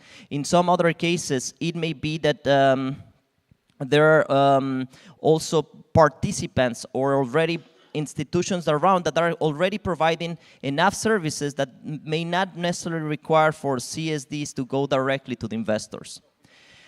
And this goes with the next one. Participant response would be usually expected. And a lot of the implementations where we have provided, especially for account opening, sometimes it's okay, participants are okay, but when we go into providing additional services, especially even when you provide like a centralized balance, for instance, when you can have maybe several custodians and you provide a centralized custodian, start thinking, okay, now my investors have options, so there might be some participants that come, either custodians, broker, but I was just about to implement that. And I remember discussing with one of the CSDs in South America, and even they have to be very careful on how they manage the relationship at board level, because as part of the board, they have participation of some of representatives from the brokers and custodians. So even they need to be careful on how they manage that relationship, making sure that there's a clear distinction of the services that each one needs to provide. Then, once you have implemented such a platform, you need to consider the help desk and customer support. I think yesterday during the AI discussion, it was important. One of the topics that was discussed about maybe was chatbots. So for instance, this could be an option. Okay, you can start providing some services related to these investor services, but you need to make sure that you can provide the service and support. So you may need to have a customer support area. You need to be able to satisfy the needs of the clients. You may need to have maybe a chatbot there that can cover that first line. So it's important to consider all those aspects. And although it's there at the end, but we need always to keep in mind technical implications. There was a recent case, some of you may have heard, a country in the Balkans, that they launched a huge application that covered the information of all the individuals in the country. Again, not necessarily in the capital market, it wasn't capital markets related, but actually it covered, it had the information of all the individuals in the country. It was launched on a Friday. On Saturday, the whole database was available online in some dark web sites. And of course, so that's why we need to be very careful of the technical implications, because we need to consider the resilience, we need to consider cybersecurity. I know that Willem will be providing some details on cybersecurity, but it's important to have the right solution. Again, there are different technologies, different, now even when we're talking about IT, it moves really fast, but now, so it's important for everyone in the organization to understand now the new terms, the new terminology. So when we are talking about APIs, when we are talking about SSL, there are a lot of acronyms that now IT people use, that we need to ensure that everyone in the organization, from especially at top management, they understand those acronyms and they know what do they mean, what's the implication, and if we're talking, okay, how it's going to be published, what are the risks of publishing. So we need actually to make sure that everything is covered and we know what information could be available, and also have specific mitigation plans for these risks, okay? So those were the items that I wanted to highlight. Again, I wanted to go very quickly through what we have seen with some of our customers. Once again, with Montran, we've been in the market for 45 years, but so as you may know, it's payments and capital market solutions. With capital markets, we've been over the last 25 years, and of course, we have over 40 CSDs that we've been working around the world. So feel free to come and discuss with us. Thank you very much, and again, I think that there are many possibilities on business diversification that you can consider. Thank you.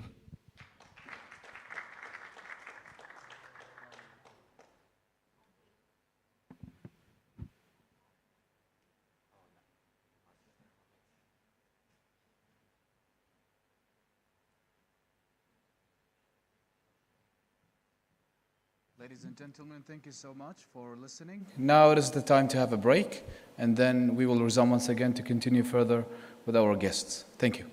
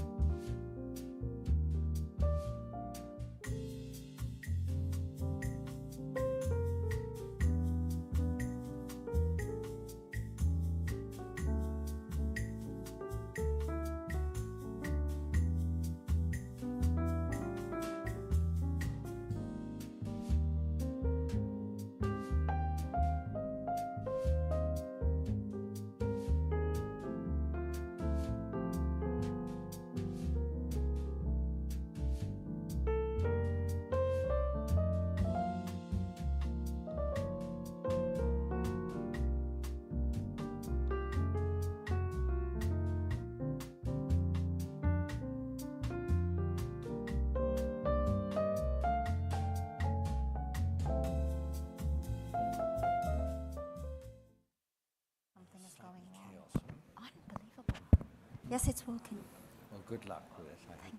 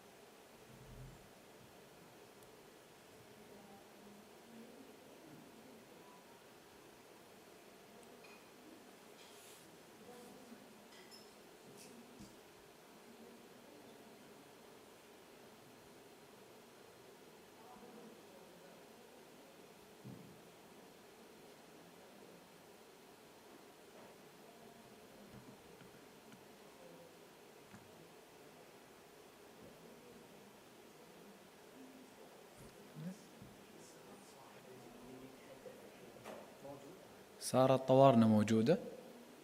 موجودة. أي موجودة. نبدأ خلاص؟ طيب.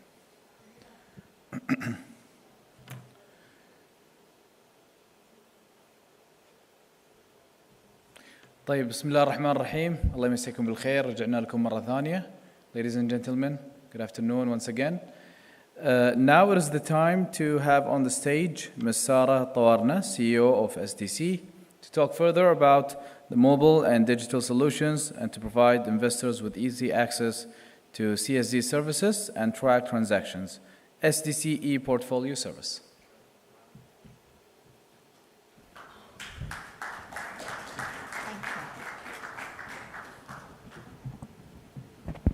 Thank you very much. Hello, everyone, again. Thank you for the introduction. Well, although not to pretty much audience, but I'm one of the lucky people to stand up before you here yesterday and today. I hope I'll make myself short because I know we're a bit behind the schedule. So let's start. Today, I'm going to talk to you about digital transformation and mobile solutions, e-services CSDs can provide. Okay.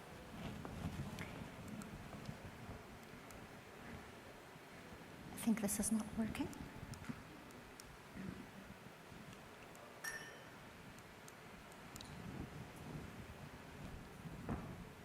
It's not working. خلاص. Okay. So the evolution of CSDs from the traditional post-trade services entities to providing digital solutions and value-added services to all stakeholders, be it the members, be it the investors, be it any entities that have relations from the capital market, of course, perspective. And I'm going to highlight in particular about an e-service that the SDC of Jordan recently launched, which is called the e-portfolio service during this presentation. But allow me first to provide an introduction in relation to what I'm going to talk about. So as you are all well aware, CSDs usually provide traditional services related to registration of securities, financial settlement, clearing, settlement, depositing, safekeeping, records of the ownership, and support services, post-trade services to capital markets. Now, we all know today it became really crucial for CSDs to develop the services and evolve towards providing stakeholders, members, investors, value-added services, especially for investors, of course, in securities, as depository centers have a main strength point, if you ask me, which is mainly being the main source of data and information in the capital market. So cultivating this data and information, these statics, these information that are related to trading, to ownership, to registers, is a source of power for CSDs that can be cultivated and can be developed towards having more value-added services and benefiting the investors and the stakeholders and providing economies of scale. Digital transformation in general should not be looked at as a product or solution. So digital transformation is not something that you can achieve in like a one shift or one day. So it's mainly a continuous process that involves technology, involves people, and when I say people from the higher management to the lower team working at the depository level or at the CSDs. It also involves continued innovation and culture and processes altogether. So it shouldn't be looked at from one aspect in particular rather than a holistic view to be able to achieve what's so-called digital transformation. What can CSDs provide in this specific term? So evolution in technology in capital markets can provide CSDs with promising initiatives to develop value-added services and help investors to enhance their confidence and facilitate all the operations in the capital markets. And we're going to talk further about that. Okay. I'm sorry, this is slow. Or probably I'm a bit too fast. So again, what can CSDs provide? Improving technology. Now, using modern technology, AI, we've had a session yesterday about AI and digital transformation. Big data analysis techniques today are used to enhance the speed, the accuracy, and processing of transactions on financial markets. And this is something that CSDs can honestly benefit from really in a very good manner. Now, providing advanced online platforms is another aspect that CSDs can focus on through developing user-friendly online platforms available round the clock, real-time, to enable investors to manage their accounts and conduct transactions with ease. And this is something I will highlight further on during my presentation when I talk about the e-portfolio service that we recently launched, as I mentioned. Enabling security and protection is also a very crucial aspect that CSDs have to concentrate on, improving security procedures and tools to ensure the safety and integrity of data and transactions CSDs process with almost on a daily basis, as you are well aware. Providing financial information and analysis, offering detailed market analysis. Of course, these analyses come derived from the registers and the transactions, be it transactions conducted on the market or transactions performed at the SDC level, to help assist in making informed investment decisions in the capital market.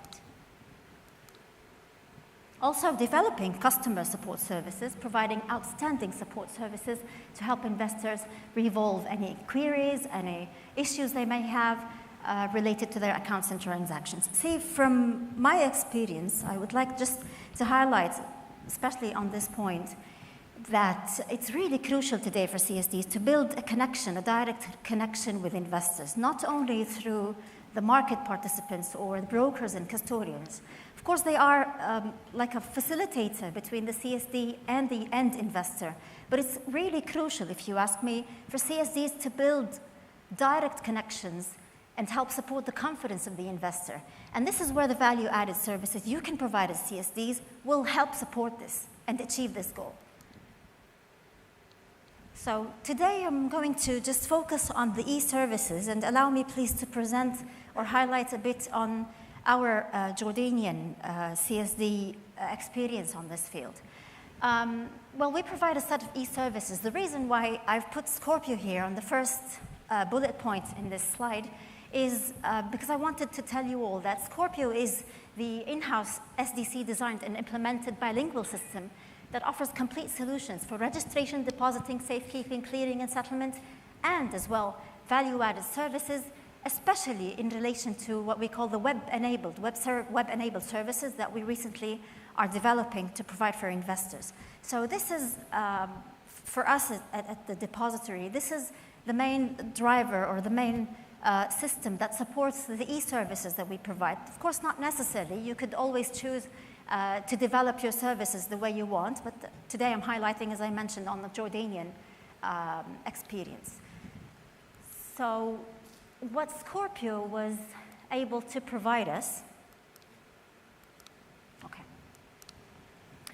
the e-portfolio service, I'm not going to focus on this slide on it because it's what's coming shortly in the next slides.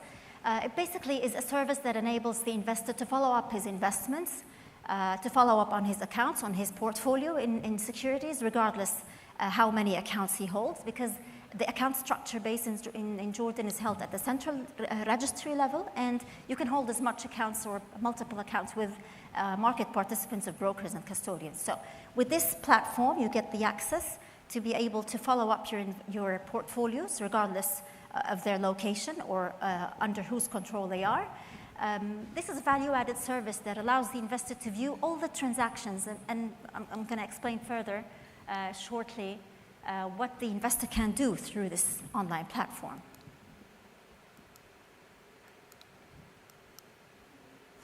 So we also offered through the Scorpio what we call the electronic voting system, and honestly, this system was provided to the membership of the SDC. And by the way, we have over 250 members. These are the public shareholding companies, the financial service companies that are members of the SDC by law. So in order for them to be able to vote at the General Assembly meetings, because we have yearly General Assembly meetings, during the pandemic especially, we had to develop this system to enable all members to vote during our GMs. Now currently, members of public shareholding companies are requesting the SDC to buy this product to be able to have the e-voting system to manage their General Assembly meetings.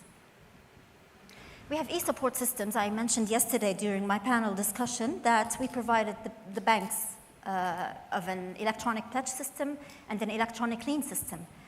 This, for me, allows the members to perform their tasks and as well facilitate our processes and make us concentrate on something or on things rather more with more priority, because the member who basically provides facilities and wants to place a pledge on the securities of the investor would rather follow up this process completely on his own. And this is also regulated, I have to tell you, because this is not something you can provide without proper regulation. You need to have the indemnity provisions, you need to have responsibility set properly in order for the market participant or the member to be able to be held responsible and just basically turn the responsibility from the SDC on this regard. We have a members area. This special service enables each member to have all correspondences, all information available at the database to check the accuracy, the correctness, the completeness of the information, and allow him to update this information. And when I say update the information, this is because we follow up on the governance structure of each member, especially the public shareholding companies. So we have a special area that we upload to it our membership of public shareholding companies, let's say higher management information, the lawyer, the auditor, the information related even to the address and the contact details of the company. Whatever changes that occur to the board of directors of that company is completely published on the SDC's website, online, real time, and it changes periodically due to events that occur on public shareholding companies level. So we provided all members with this members area. He can initiate adjustments through this area, as well as also view and revise the data related to the member. Enterprise Content Management Platform. This service is an intelligent information management platform that connects all SDC enterprise content and support the business workflows while keeping all information secured and controlled completely. Web services for extracting statistical data, because we noticed that many entities, especially data vendors and data providers, was really interested in getting the information from the SDC's database related to transactions happening on the market and getting more insight and be able to probably sell this information to interested parties. So they requested the SDC continuously that we need to get this information extracted from the database of Scorpio, or basically the institution. So what we did is that we had web-enabled services, especially dedicated for extracting statistical data, of course with a username and a password and all the security checks in there. So any data vendor or any interested, of course, within the law requirements, who can get the information in a statistical manner, because all information are considered confidential in relation to the ownership of individuals. However, if you have them posted in a statistical way, and if you can, if any one of you is interested, you could just visit the SDC's website, www.sdc.com.jo. You can see that we have a special area related to the stats especially, and you can see that we kind of analyze this data in terms of making it value-added information for anyone who's interested in investing in the market. So as I mentioned, today my focus will be on this very recent service that we launched at the SDC just a couple of months ago. Although we have been working on this for probably a year and a half, but we did update this latest version to become more interactive. So investors, as I mentioned, can have active accounts held with the brokers and the custodians, and they can have also accounts held at the central registry level with the CSD if they're not active investors. So what we did is that we provided the investor with this online gateway, and each investor would have full access over his accounts at all levels through this single platform, regardless of how many accounts that investor holds. Of course, it's a free of charge service provided for all investors, regardless of their classification or nationality. So whether he's an individual or he's a public shareholding company or he's an investment firm, he can get easily the username and password and be able to enter through this special platform. What were the benefits for the investors from this e-portfolio service? Well, it provided many benefits for investors, and we found that investors were really interested in getting this, service. I'm sorry, this is a bit slow, I'm not. So first of all, enhanced transparency. And when I mean enhanced transparency, we're all in this field as depositories. You are all well aware. I mean, we've always faced problems with investors saying, they come to the SDC or the depository, they say, well, a broker conducted a transaction on my account. I didn't know. He was not authorized to do so. And this is something we faced in the early stages, honestly, but we still do find some very rare cases where the investor follows up with the depository, being the entity of register, and says, we do not know who did this action, when, and why. And in this regard, when you provide the investor with full access, you're basically allowing the investor to have full surveillance over his own accounts. So he will be able to monitor and know when the broker did the transaction, even with the time and the hour and the minute. So, of course, this is in relation to transactions. Also, other information is related to the entitlements. Other information is related to transactions that the SDC performs on the corporate action level. So, mergers, acquisitions, a change of name of the public shareholding company. For example, if a pledge was placed over his securities, if someone, for example, I'll tell you the story.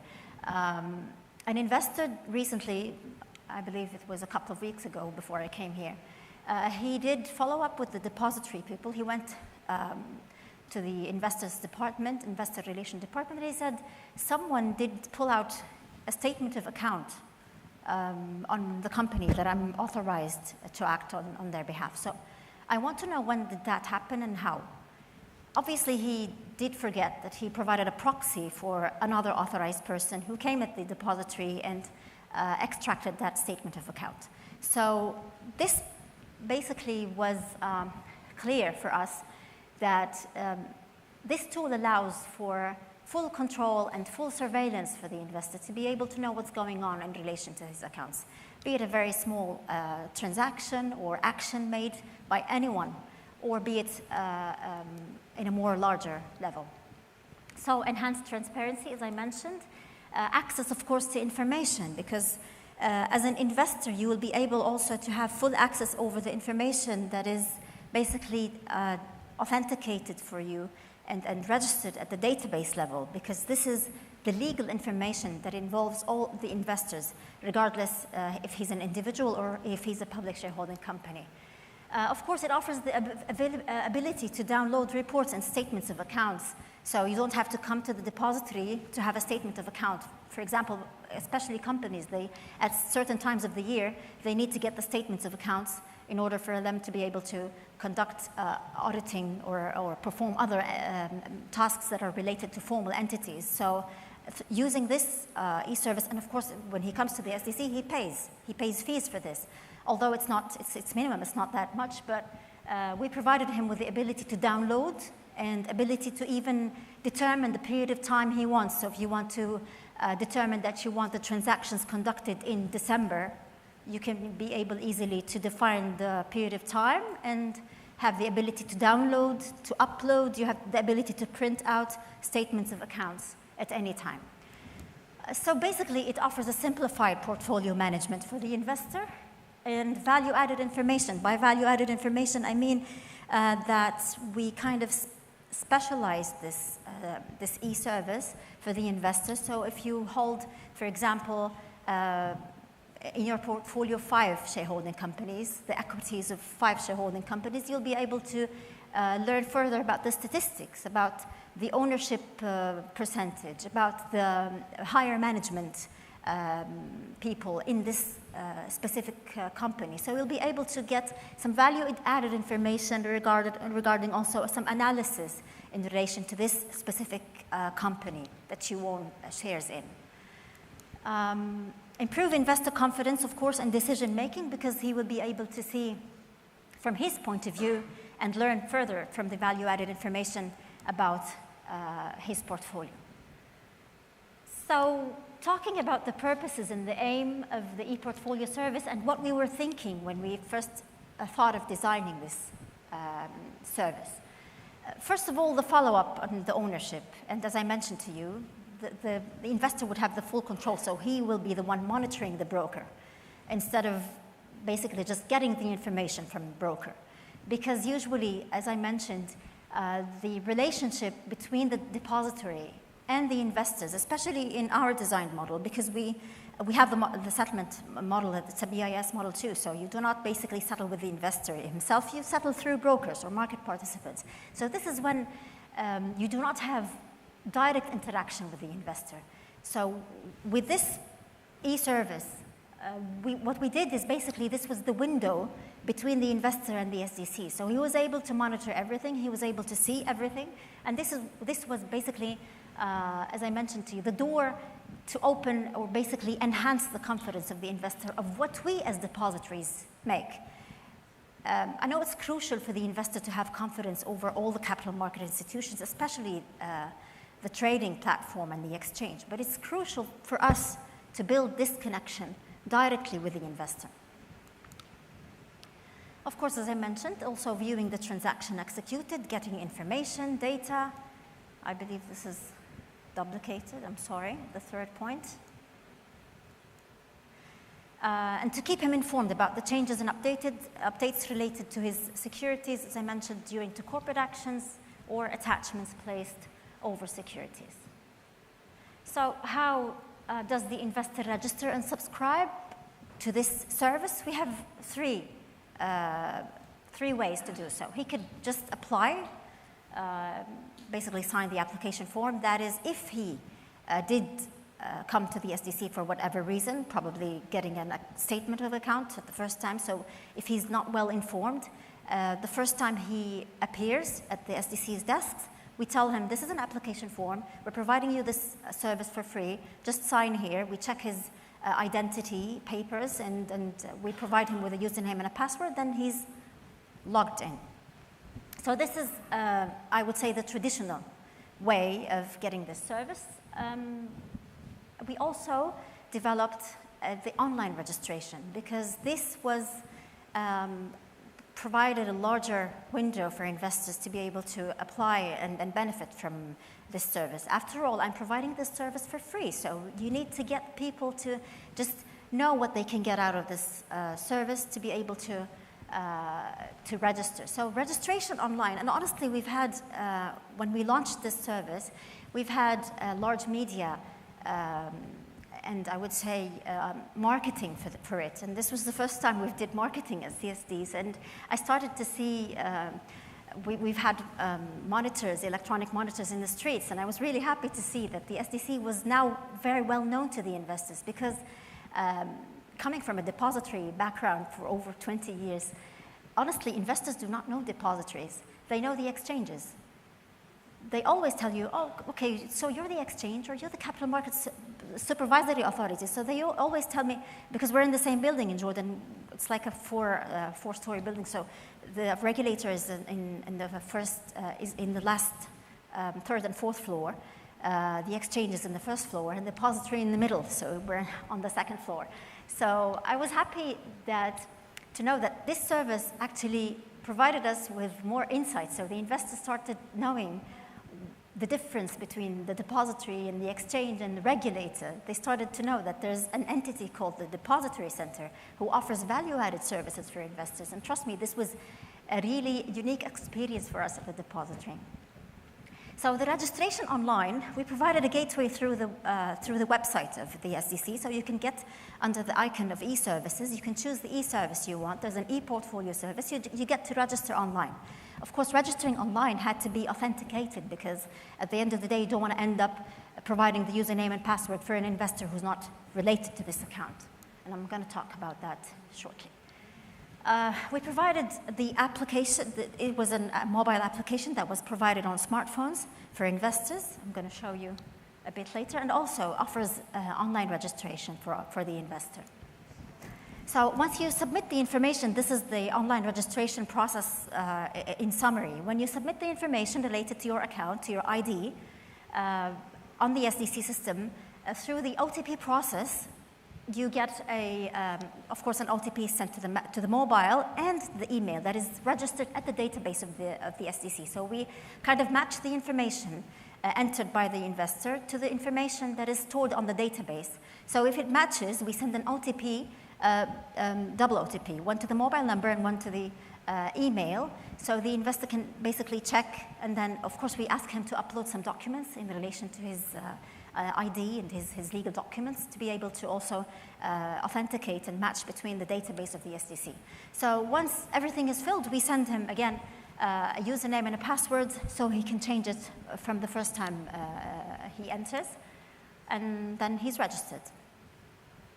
So you have to simplify this process as much as possible, because honestly, when we started this, providing this service at the first phase, we were not offering online registration. We waited for the investor to come to the SDC to be able to get this username and password. And it was really not that much. We noticed that we didn't have much investors basically registering to this service. So we thought about simplifying the process, and this is really important. If you're thinking about doing something like that, you have to know, I mean, I know, of course, security and risk are always a factors that you need to look at, but at a certain point of time, if you had everything basically put in place, you have to just, I don't want to say underestimate, but you have to take that first decision towards moving to OTP process, online registration. It's not easy. It's not hard to achieve, sorry. It's not hard to achieve. So we did develop this service also as a mobile application, and this also widened the number of investors registering to this service. So the mobile application-based service is currently nowadays really crucial, because you don't always hold your tablet or your laptop with you everywhere. However, we all know no one leaves his mobile. So having this access through a mobile application-based made the life of the investors easier, honestly. It made them an indispensable tool for investors in this digital landscape. So the mobile application offers convenience. It offers real-time updates, engagement opportunities. These are basically I would say, advantages that are only offered through mobile solutions. So this is also another important aspect you need to look at. It's not only e-services. Today you have to think about having all e-services you provide as mobile applications. It offers also a simplified user experience and customization options, and it is cost efficient for the investor. Of course, I just want to highlight on the main basic requirements when you're thinking about developing mobile applications for e-services, provided especially by CSDs. So if you're thinking about mobile application, you have to put in mind and bear in mind that you need to take care about the security features. So you have to have sound security features in mobile applications. They should always provide security features such as biometric authentication, encryption, multi-factor authentication to ensure the safety of investors' personal and financial information. So this helps build the trust of the investor and confidence between them. And to tell you about our experience, we do have in Jordan a ministry called the Digital Transformation, the Economical Digital Transformation Ministry. Well, before we launched the mobile application, we've requested them to review the security measures and the biometrics of the application itself, and they did offer us, honestly, with very crucial advices, and they did work with us on what we call at first level security and then the quality assurance requirements. And it was all checked successfully, alhamdulillah. Future enhancements. We still are thinking of launching the second phase of the e-portfolio service that would require further actions to be taken by the investor himself, but this is currently under study. I mean, of course, launching a service would require that you have to revise, you have to assess, and then you have to know what is the next move for you as CSD. So future enhancements, we're thinking about allowing the investor to process certain types of transactions related to their accounts. For example, moving securities between accounts. You know, moving securities between accounts now requires the broker to do so on the platform, on the electronic system. So he allows the investor, basically he gets a phone call, for example, from the investor. He says, I want to move my shares from the Central Depository under the control of this or that broker. And we differentiate honestly between moving securities back to the depository, to the registry level, and moving securities between accounts, because sometimes that would require looking into financials when it comes to the relationship between the broker and the investor. So we don't want to interfere into that relationship, but we're looking at, first of all, simplifying this process and reviewing what actions can we allow the investor to do through this service, because this service is completely linked to the database of the SDC. So whatever action the investor takes through this platform will be reflected on the database and will be completed properly on the database of the SDC. Initiating also requests relating to the OTC transfers, because we do have a complete channel related to the ownership transfers that are conducted at the SDC level, for example, family transfer, inheritance transfers.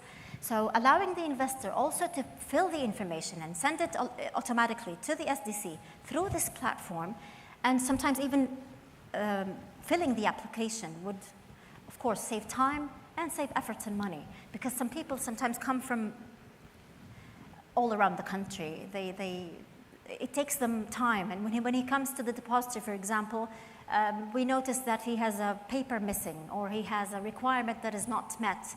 So we tell him to go back and then come later. So it's a hectic process for the investor. So allowing the investor to be able to provide the data through this service would again make the life of the investor easier, and us as well, because we don't have to again revise the requirements every now and then with the investor. Also, we're in the future enhancement, and this will be coming very soon. Now, currently, the developers team are working on these features, amending the details of the investor. For example, the address, the name, the contact details.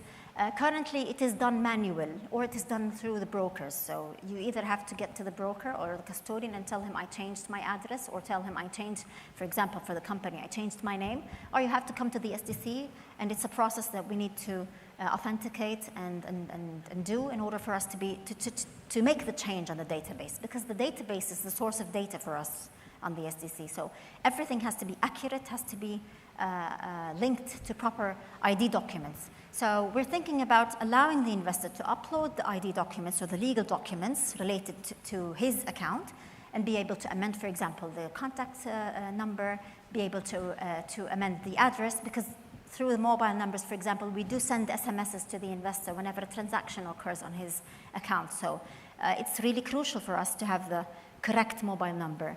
For example, the IBAN. There are a large set of information that needs to be always up to date at the SDC level. So allowing the investor to do so over the e-portfolio service, it would be really easier for him. And of course, allows us for more accurate data on the database. So, opportunities for the CSDs. Now, Central Securities Depositories, as you're all aware, are clearing agencies that play a crucial role, being the primary source of data. And you've noticed that I did concentrate on this pretty much, because this is the point of power for CSDs that we need to take advantage of.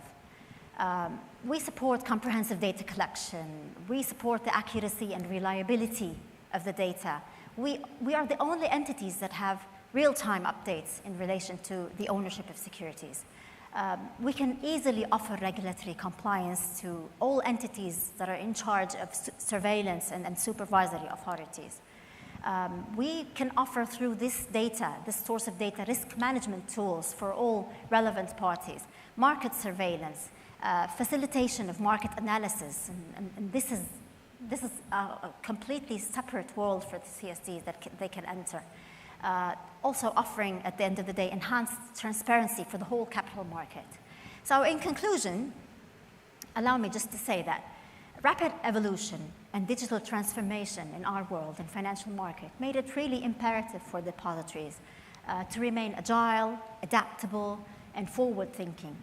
By staying at the forefront of innovation and continuing to cultivate our strengths as the primary source of data, depositories will not only sustain the relevance, but also will foster a more efficient, transparent, and inclusive capital market ecosystem for the benefit, of course, of all stakeholders.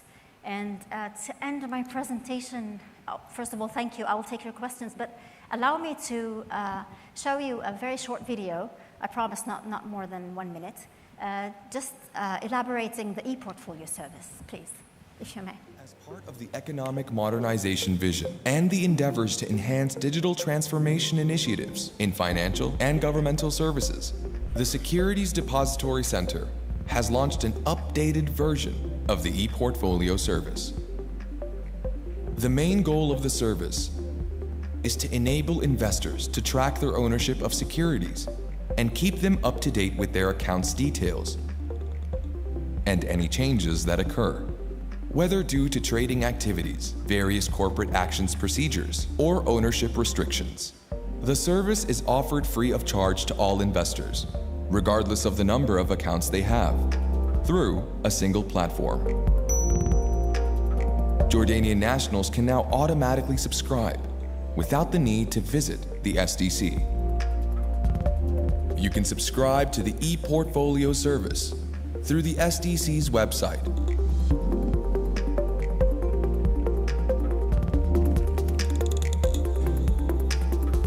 or by downloading the app for this service on smartphones through the App Store or the Play Store.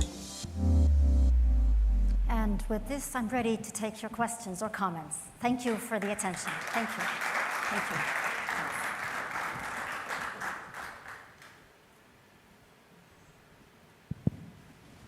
Thank you, Sarah.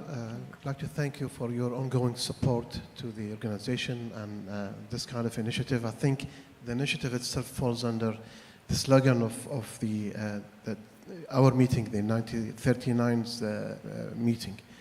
I have a few questions, if you don't mind. I'll just list them, and then I'm sure that you can memorize them. Sure. With regards to the e-voting that you've mentioned, does that also include the board election as well?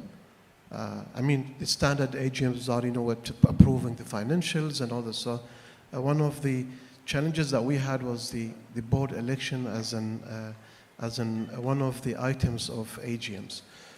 So, my question is that, does that also cover the board election?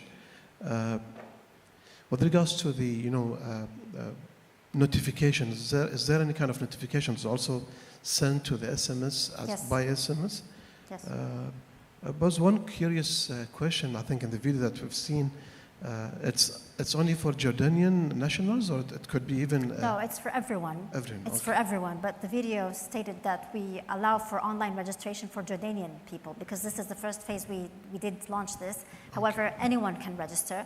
But honestly, for corporations, not individuals, I'm not talking about the nationality, even corporations of Jordanian, there are another set of rules that you need to follow, because you have to be sure that the authorized person is the one getting the username and password, but it's completely online registration. Excellent.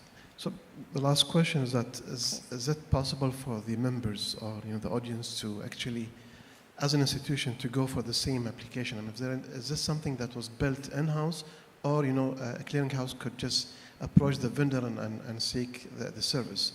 I'm also keen, if it is possible in the upcoming AMEDA meeting, to have a kind of demo, a kind of a live access to the application. Thank you. Of course, okay.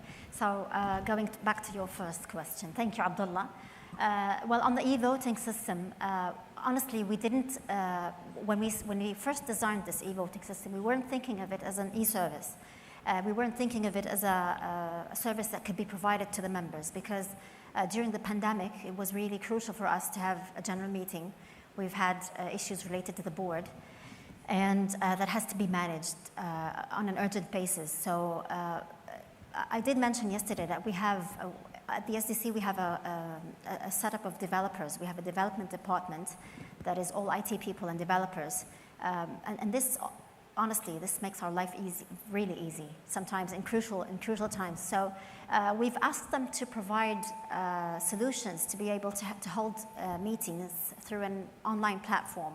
Of course, we all know that during the pandemic, everyone used Zoom, you used all web-enabled applications to be able to hold meetings. But what was challenging for us at that time is to authenticate the people, authorize people, and we're talking about corporations, and get them to vote over crucial decisions. And at that point of time, we had upcoming elections for the board, and we needed to perform the elections.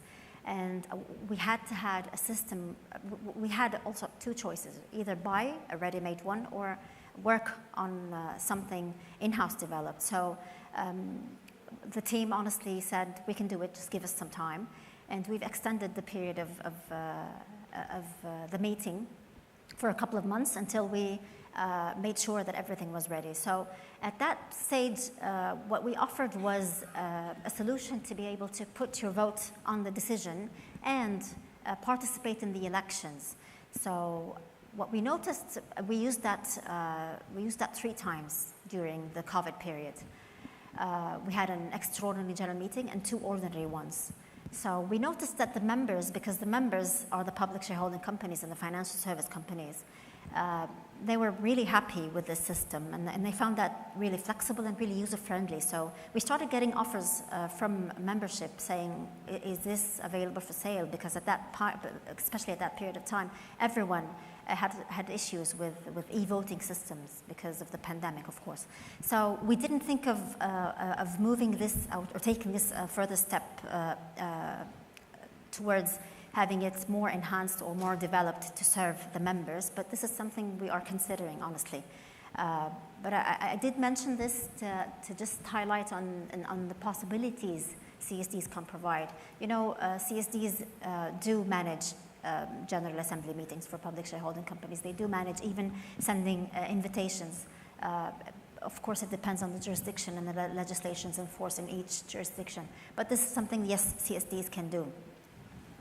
Well, on your comment on the demo, I would be more than glad in another AMEDA meeting to provide an actual demo and basically get you, I have it on my mobile, although I do not hold any securities, but I did download it for the purpose of checking if it's working or not. So, because we're not allowed as CEOs to invest in securities. This is in accordance to the code of conduct. But I do have it on my mobile, but it's not really something that you can get the experience if you have portfolios, if you have securities and accounts.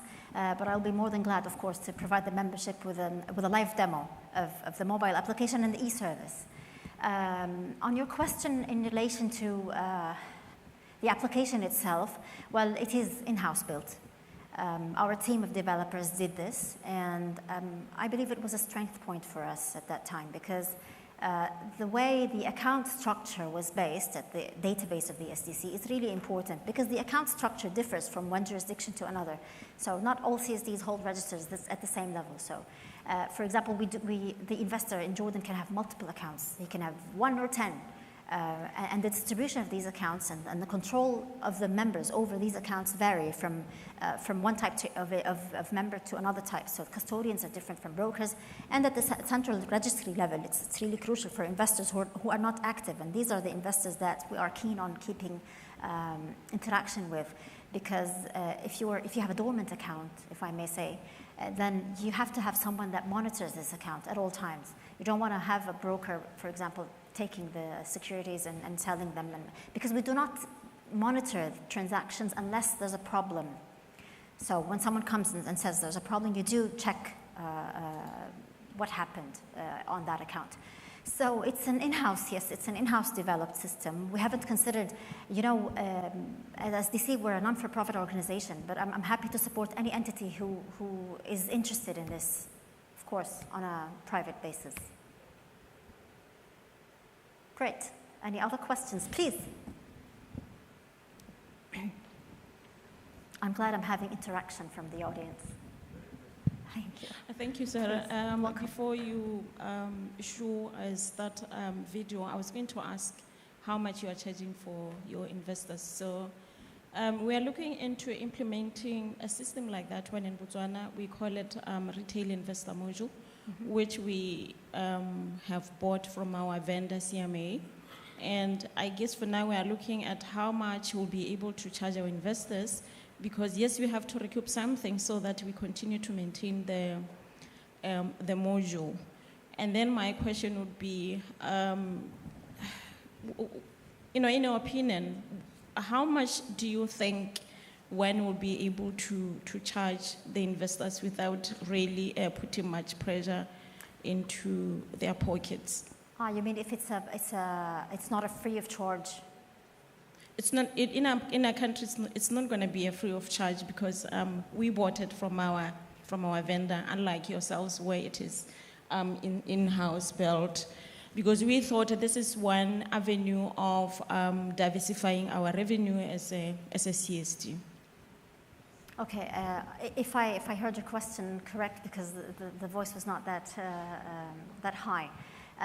Well, as I mentioned, we didn't consider this as a service provided in exchange of fees. But if you would to consider fees for this, you have to take into consideration all the costs that you bared at the initial point of development. And again, if it's developed in-house in your corporation, or if you had it bought from an entity that is specialized in mobile applications or in e-services, because this is when you will be bearing costs in relation to this service.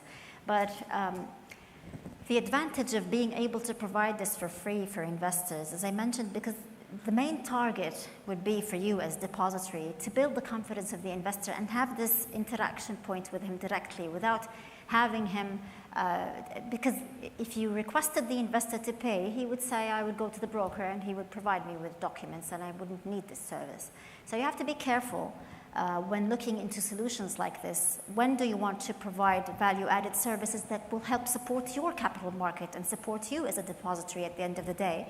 Because what you gain from this is something that you cannot measure with, if I may say, with costs only. You gain from this building transparency and confidence of the investor in your capital market, and as well offering surveillance and control. So you have to be careful when looking at fees in terms of offering e-services like this. I hope I answered your question. I didn't hear the question really good. You have answered the question. I'm happy. Actually, the mic is really low. It's I'm low. sorry. Thank you, Sarah. Welcome.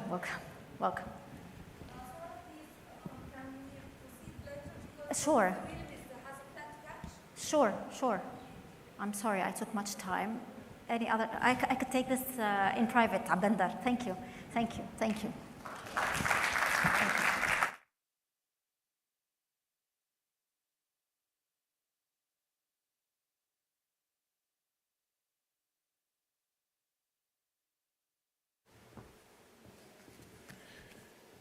you very much, Mr. That was a very fruitful speech. Now it is the time to talk and emphasize more on the cybersecurity. And with that, I would like to invite Mr. William Remington, MD Cyber Risk Thomas Murray, to give his speech to the audience.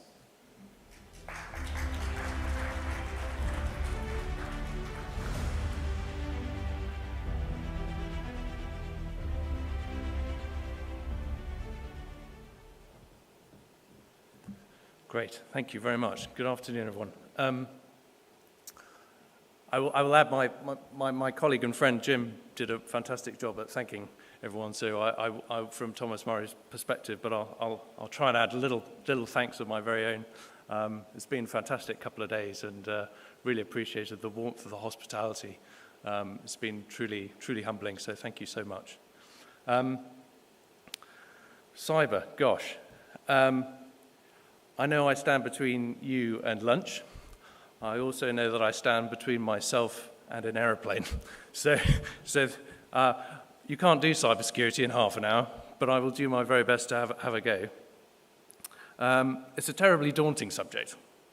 I know that a lot of technical jargon can be thrown around, bytes, bits, DNS, HTTP, HTTPS, etc. So I'll try and avoid that if I possibly can. And I'll try and give you the tools to be what I might call an interested antagonist, i.e., in other words, can I arm you with enough to go back to your organizations in your communities and ask some questions and have some context for the answers that you may or may not get. To do this, we're going to have some fun. I like to mess around with all sorts of interesting and weird and wonderful examples. We're going to play with some generative AI. We're going to introduce a very well-known cartoon character. We're going to talk about fruit, maybe some nuts. And of course, being British, we're going to talk about the weather. So this combination will hopefully make this presentation maybe a little more memorable than others that you might have seen on the topic in the past. But before we go into things, I suppose I ought to tell you a little bit about the authority with which I stand in front of you. To do that, I will try and use the clicker. You know Thomas Murray quite well. Many of you in the room do. So I won't dwell on the traditional aspects of it. And I will just attempt to click through to something a little nattier that our marketing team have put together. So forgive me for the overt plug, but hopefully there's some sound to go with this. Imagine a team with more than 170 years' experience in cybersecurity. A team that has been trusted with over 5,000 sensitive projects. A team of cyber experts who really go the extra mile to understand your business and the threats it faces. Wouldn't that just be better? Thomas Murray, cybersecurity redefined by intelligence. So there we are. We've bigged ourselves up. So I'm prepared for my fall now. We're an experienced team. We've joined Thomas Murray relatively recently, but the crux of it is that if it will go on, it augments the existing capacity and skills that were at Thomas Murray already. The Orbit security platform, which many of you are aware of, is already in 14 different countries. It's well established. I suppose what we bring to the extra piece is the advisory aspects. My clicker is not working at all. So hopefully we'll get onto a picture of the sort of problems that we face. So what do we see? Here we go. We've got a bit of movement. There we go, 21st century. There are about, 16 billion of these little monstrosities. Many of you probably got one, possibly two in your pockets. Mobile device-wise, about 16 billion worldwide, so Wikipedia tells me. Likely to rise to about 18 billion by the end of next year. On average, that's, I think in the US, the statistic is something like 13 per person, if you can imagine that. Personally, I'm in the room with 4. That's not bad going, I don't think. But they're very much part of our life. It's a real challenge, both in terms of organizing technology, as we were hearing a little earlier there about installing things on mobile apps. But let's throw in a different dimension. SpaceX. I think there are about 60-odd Starlink satellites sitting in this bay ready to be delivered. And this is not a new thing. This picture is actually 5 years old. So if we combine our mobile phones and our mobile devices with the satellite coverage that there is in the world these days, we start to have issues around sovereignty, data sovereignty, information sovereignty. Where in the past, if we had a problem, we could just go to our local service provider and switch off at source. That is no longer an option for us. So that's the problem from a defensive perspective. From an adversary's perspective, it's quite handy. Because with all those interconnected devices, conducting all these different transactions all over the world from various communications platforms, the ability to intercept and cause trouble is an easier and greater one. So the current trends that we're seeing, as so much has been discussed in the last couple of days, the financial sector has become as much about data and information and technology as it is about the money and the capital. They're underpinned by the above. And as we've talked about already today, geopolitics is displaying the worst that mankind can do to each other and the real repercussions in cybersecurity. And to give you a view on that, here are some examples that I picked out just from our threat intelligence from the last couple of weeks, probably maybe going back as far as March. But we see data breaches on a very regular basis. And these are all taken from Middle East examples. We've seen insurance companies, foreign exchange, some depositors, real estate, and as recent as last week, the ransomware examples of a Saudi and Jordanian banks were being hit last week. This is all relatively public knowledge if you know where to look for it, but certainly comes out of mainstream threat intelligence feeds. So we see there's a lot going on, and even in the cryptocurrency space, we're seeing deployment of specific brands of malware against cryptocurrency, delivered through social engineering the engineers. So not trying to break the algorithms themselves, but by manipulating the people that are building them. So there's interesting things going on in the world. And I suppose, why financial institutions? Well, financial institutions are at the heart of all economies. So if you're a nation state wanting to take action against another nation state, or if you're a serious organized crime unit that's trying to be disruptive, where better to place your attack than at the heart of the economy? I won't run through all those. Those are self-explanatory. So the fun bit. So this is where I have a disclaimer, because I run, and I'll put the emphasis on the word here, I run an ethical hacking team. And the emphasis, therefore, has to be on doing the right thing at the right time. And patience and credit to the guys manning the desk for my insistence that actually this presentation will be run from my own machine rather than sending what I'm about to show you over the internet. This is clearly for information purposes, for education purposes only. It's not going to be made public on the internet at all.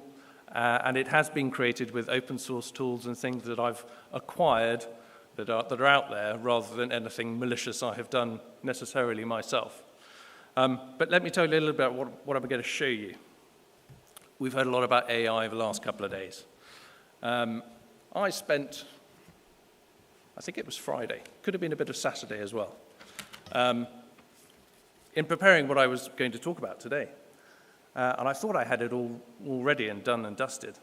But then I was reflecting on, I was at the GSEC conference, the big security conference in Dubai last week. And I saw some old colleagues of mine, and they've been doing some quite fun things. And I thought, do you know what? I'm surely I haven't lost my technical touch over these years. I think I'll have a go at this myself. So I've been on YouTube. I found some characters that I will explain, but you might have come across in public life before, and I've manipulated them somewhat to illustrate a potential scenario that I don't think is too far-fetched, but I'll probably need the help of your imagination a little bit. So my characters. Britain gets through prime ministers quite a rate these days, but here's one from maybe a couple of years ago that you might have come across, a chap called Boris Johnson. He has a somewhat exaggerated style, which I've tried to mimic through some of the words I've asked him to say. And again, going back a little bit so as not to get myself in trouble, a previous leader of the Bank of England, a chap called Mark Carney, lovely Canadian fellow. And also Peter. Now, I haven't given Peter a surname because I know a Peter that works at the Bank of England, so I just wanted to keep that separate. So I've created a bit of a scenario here. Let's just think that somebody wants to have a pop at the United Kingdom. Could be organised crime, maybe wanting to make a run on the pound and make a quick buck. It could be more sinister. It could be a nation state actually wanting to cause disruption and political embarrassment. But I've put together a little scenario. It's very brief. It won't take long. And hopefully the sound will work on this. Now you will notice, so the technology I've used here, two different parts. One was a piece of open source tech, and you can see it, it is nicely watermarked on there, so you can tell that I'm not doing this maliciously. They're called Sync Labs. It's available on GitHub for those that are technically savvy and want to have a go. The lip sync is absolutely terrible, actually. But this is free. This is stuff that is readily available. You can go out this afternoon and have a crack at it yourselves. Don't. And that's one element of it. The voice bit is actually the bit that is a little bit more sophisticated and that I have paid for. The technology behind that allows you to vary the reality of the voice. I think I've got it pretty close for these particular guys, but I'll let you be the judge of it. So here's the scenario. Boris comes on TV. This gets spammed across Twitter, the works, first thing in the morning. We need to announce that the Bank of England and all associated UK banking facilities have been frozen with immediate effect. The central bank has suffered a catastrophic IT failure that has corrupted digital records, including current transactions and recently cleared positions. I will update you when possible, but in the meantime, please, I call for calm and for your patience. We have the best teams working on this problem, and with their help, I'm confident of a return to normal service within a few weeks. Within a few weeks, Boris. Within a few weeks. So you can imagine the turmoil now. This is splashed across social media. You've got people ringing Downing Street going, what's going on? You've got people ringing the Bank of England. You've got people ringing their local banks, the whole shebang. So the City of London is up in arms. Okay, maybe my job is done. Maybe that's good. Maybe I'm happy. But maybe I want to poke a little further and cause a little more trouble. So using just the voice technology, I thought maybe Boris might pick up the phone to Mark Carney and have a quick request. Morning, Mark. No doubt you've seen the ruckus on socials this morning. Could you pop by number 10 Smartish? I think we need a stand together moment to ease any fears. Thanks. So I've tried to mimic Boris's very casual communication style in the way that he might talk to the chair of the Bank of England. I don't know. So we've maybe sent a direct WhatsApp call or something to Mark Carney, asking him if he could just pop over to number 10 and have a chat about all this. So now potentially we've got Mark Carney thinking, crikey, maybe there's something in this. Maybe I do need to pop over there. Maybe he's in such a flat that he goes anyway. But anyway, just to ram it home within the bank itself, we might have Mark Carney then sending a message to Peter. Peter, Boris has called me to Downing Street urgently. You've probably seen or heard the commotion on social media, so we need to act fast together. Please clear my diary for this morning. I'll be in touch. Thanks. So there we go. The chaos is complete. We've now got the Bank of England staff running around clearing calendars and saying, oh, no, it's all right, Mark's not coming in this morning. Anyway, it's a little bit of fun just to give you a flavor of what is potentially doable within a very short space of time with, frankly, not very much training. And it's incredibly powerful, incredibly powerful. So what do we do about it? How can we be prepared? We talked a little bit earlier about regulatory activities, and you guys all live and work in very regulated environments within financial services. And for me, as a technologist, I kind of see regulation as a really good thing around this sort of risk. It gives you the perfect opportunity to assess not just compliance, but overall maturity. So how are we doing against best practices? And this is where my cartoon character comes in. Those of you possibly with daughters of a certain age, certainly my nieces are big fans of Dora the Explorer. But there we go. The good old European Union has given us fantastic opportunity to introduce cartoon characters into cybersecurity discussions. So the Digital Operational Resilience Act is something that is a very hot topic in Europe. But what I've been talking about, and I spoke at a conference a couple of weeks back and took a few people by surprise. I think some of them are in the room still, with regard to how I was approaching that with the audience there. But I really was ramming home the point of please, please, please use the opportunity. The regulator has given you free rein to go to your organizations and ask really difficult questions and demand some useful and usable answers to those questions. So regulation, I think, is a fantastic enabler in this part. Where do you stand? How much of this is new for the organization? So some example questions of the things that you might find helpful. Further hows for these, I will let these sort of speak for themselves, but the key one in the middle there is, and we were touching on it and playing with it just now, but contextualizing threat intelligence. Well, what does that mean? That means we can use AI for our own benefit. We can take all the feeds of all the different public and private sources we may have and put it to good use. And indeed, what we do at Thomas Murray is very much in that vein. So we've got a bit of the why and the how. But my next piece is, well, let's pick ourselves a framework to follow. I pause because this is where I start talking about fruit and it all gets a bit out of hand. Be a pomegranate. Oh my goodness, William has seriously lost the plot now. So why a pomegranate, you ask? Well, for me, the pomegranate is the dream cybersecurity analogy. I'll tell you a little bit of story as to how I came to this. I was doing some work for a, how do I say this discreetly? A national bank of one of the Scandinavian countries, and I'll leave it at that. They came to us and they said, well, could you have a go, break in, see what you can do.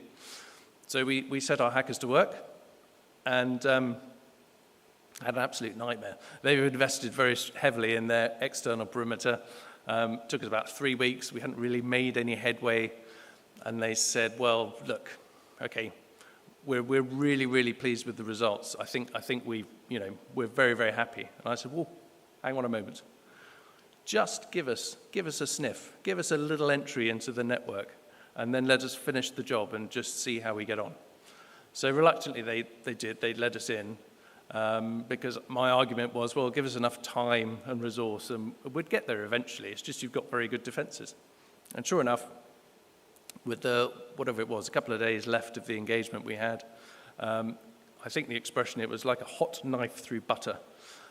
It was very easy to get around their network, very easy to gather information, very easy to crack passwords, extract data, basically stomp around very loudly with nobody noticing. And for me, that represented not the pomegranate view of the world, but a sort of very nut-like. So very hard exterior, fantastic, but actually once you breach that exterior, you've got the crown jewels, you've got the rich value on the inside. At the same time, or a similar time, we were doing some work for a commercial bank, North American, who was a very, very different story. We were actually able to get in quite easily, quite often, whether it be through social engineering staff and getting them to click on links and all that good stuff, or by taking exploiting vulnerabilities that we could find on the network. The difference, however, was that within about 24 hours of being on the network, we were always removed. So they were very good at detecting what we were up to. They were very good at blocking our IP addresses, getting in touch with the DNS providers and putting us on a block list, trying to find out who on earth we were and where we were coming from. So really, really impressive. And for me, that was the dawning in my mind of the pomegranate analogy. They had a reasonably tough skin. There was still effort to get in. But they had this very complex, segregated structure, which meant it, from an attacker's perspective, made it very difficult to us to get around without being detected. So every slip of our knife, we would pop a nice juicy bit of pomegranate and we'd get covered in juice and be stained, and it would be clearly visible where we were and what we were doing. We were disrupting the norm. They knew what normal looked like. We were not normal, they threw us out. So my summary there, a bit of a hacker's nightmare. So what next? So might take that thought analogy a little further, and where I'm getting to is actually, dare I say it, community pomegranates. So the more we can do and act together as communities of organizations, companies, be that at a government level or at more private groups of organizations, the more we can have, the tougher our skin will become. So if communities are working together, they prove a more difficult target for a hacker. They replicate that complex segregated structure, because if you hit one of the community, we're going to tell our friends, we're going to tell our neighbors, and actually we're replicating that juicy interior of a pomegranate at a community level. Again, a hacker's nightmare. So what tools do we have at our disposal to give that community some perspective? And that is where I turn to the good old British weather forecast. So there are things in life that are in our control, and there are things in life which are not in our control. So my analogy would be, well, if I'm sailing a boat, what course do I set? Yep, I could do that. How much power do I need? How much sail do I put up? Okay, I can make those decisions. Do I need more sailors on deck? Fine, absolutely. But things I don't know is, well, where on earth is the wind blowing from? What's the forecast? When will something fail, not if it's going to fail? And the sorts of tools that we can bring to bear in this, and again, this is a shameless plug, absolutely, because it's what we do. But I think whether it be anything that we provide or anything anyone else provides, there is technology available. There is expertise available. And as I say, I think bringing those capabilities and expertise into communities is going to be really important for the next generation of upskilling and protecting organizations and communities. So you can benchmark, you can seek remediation advice, etc., etc. And it is a true example of using AI and machine learning for good. So not just sitting back and saying, oh, woe are we, because AI has come to ruin our lives. Well, we're in a position to be able to use it to our own advantage as well. And it's an opportunity to put the community at the center and to drive out from the middle all the good things and all the threat intelligence and the remedial activities that we can. And I've tried to put it in terms that the room would understand with regard to banks, brokers, corporate issuers, that you guys understand far better than I. But as I say, this sort of model, this sort of technology, we're out there and we would love to help you guys with any of that. As I say, we're in 14 different countries already with this technology, and these arrangements are proving really powerful.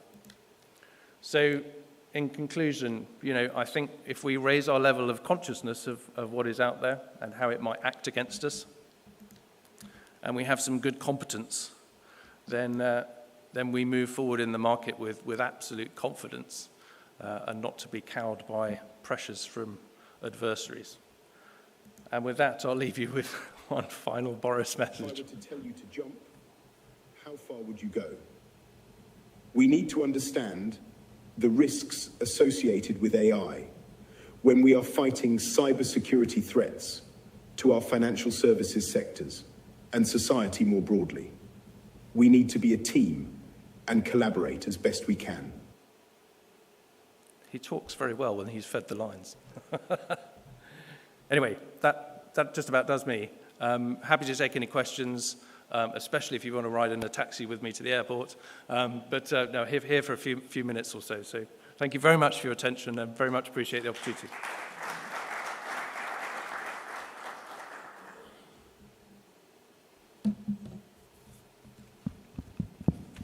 Just a quick comment, if you don't mind. I think you can catch up. You can catch your flight, I'm sure. No worries. Yeah. So I thought The mangosteen as fruit had the toughest skin, but it doesn't have the complexity when it comes to, the segregated structure. So thank you for this amazing presentation. And I think if there is an award that should be given, it should be given to this presentation. Thank you, William. Thank you.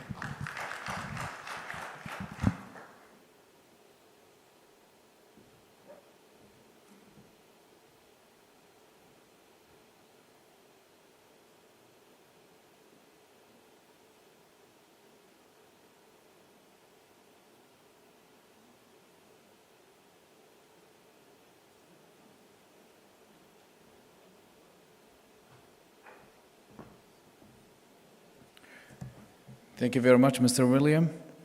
Riham, just to confirm, in our agenda now we have the buffet lunch break. We proceed with that, yes?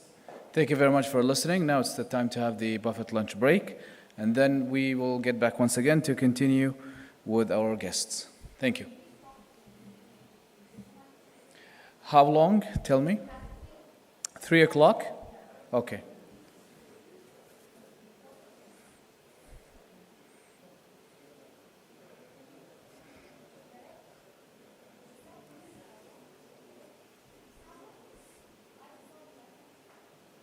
Mr. Riham, to confirm again, what time do we get back? 3 o'clock. الساعة 3 إن شاء الله نرجع مرة ثانية نكمل الفقرات. شكراً.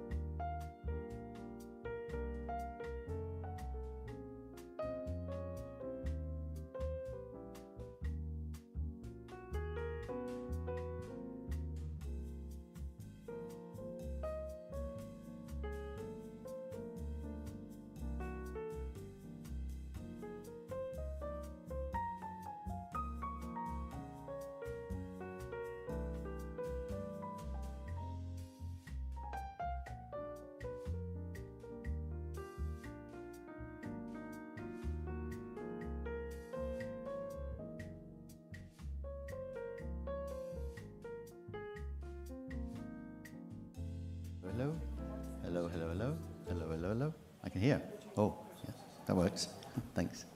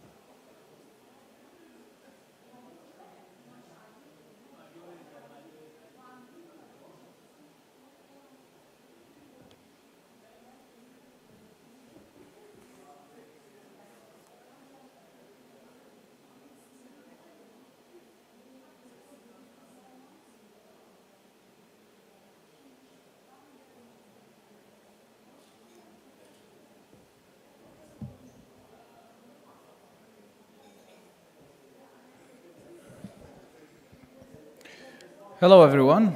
Good afternoon once again. I'm really sorry to interrupt your conversation, and I hope all of you have had a lovely time enjoying your lunch. And now it is the moment to get back to the sessions in order to listen to our dear guests. So, at this time and at this moment, I would like to call to join me Mr. Stuart Turner, Director of Avenir Technology Limited, to give his speech about a question that I'm reading from the agenda that says, is it time for the CSDs to switch to the cloud technologies for efficient operations? Mr. Stewart, please join me. Very much. Cheers.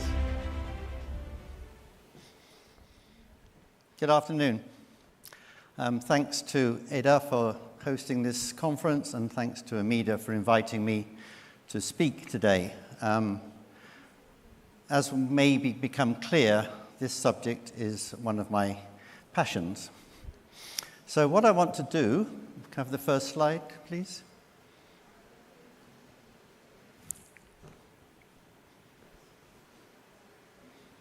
Good.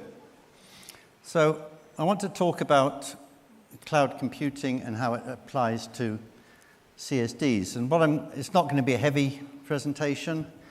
I want to do a definition of what we're talking about, a little bit of history of how we've got to this stage, and then look at the benefits in my opinion, of CSDs moving their operations to the cloud, but also looking at reasons you might not want to move to the cloud. So, sorry, it's a word heavy, but I just think it's important to know what we're talking about. So cloud computing, on-demand delivery of IT resources over the internet with pay-as-you-go pricing. So instead of buying, owning, and maintaining data centers and servers, which is an expensive operation, you can access the technology as you need, the computing power, storage, databases. So it's a completely different model, and it can be incredibly more efficient and certainly more cost-effective, as we hope to show. So we're already, all of us, using cloud solutions. Now, just to be fair, looking up a web page is not cloud computing, but accessing an application provided by someone else is cloud computing. So let's look at what we're doing already. Mail, Outlook Mail, Gmail. When I first used that in a FMI back in, I think, 2004. It's a cloud-delivered solution. I don't know who uses Dropbox, but I've, again, been using that since almost it first came out. And as a cloud solution, even the British government uses it. The Companies House records are all stored in Dropbox. And then we had the cloud applications, the productivity applications with Google and Microsoft. I know a lot of FMIs are using certainly Microsoft 365. I'm not sure there's anyone in this room who doesn't use Zoom at some stage. And Slack, maybe you don't use that, but your IT people probably are.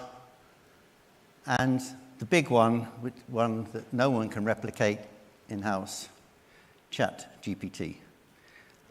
So those are all examples of a cloud solution. This is what we call software as a service. So you don't have to do any programming, you don't have to set anything up, you just access a website and you get access to the tools. Well, if you pay. So let's talk about the history of how we got here. This hirsute gentleman made a statement in 1961, which was almost identical to that definition I've just shown you. That's John McCarthy. He thought, in those days, computers were big, expensive, and the only way you didn't have your own computers, you accessed it remotely. And he suggested that cloud computing would be a solution. He's also famous for inventing some programming languages, and he's also called the father of AI. ChatGPT is a direct result of some of his innovations. So when I started out in this business, back in, I hate to say, the early 80s, I was accessing computing power, databases, and information. That way, most of you are too young to remember, but that's a dial-up modem.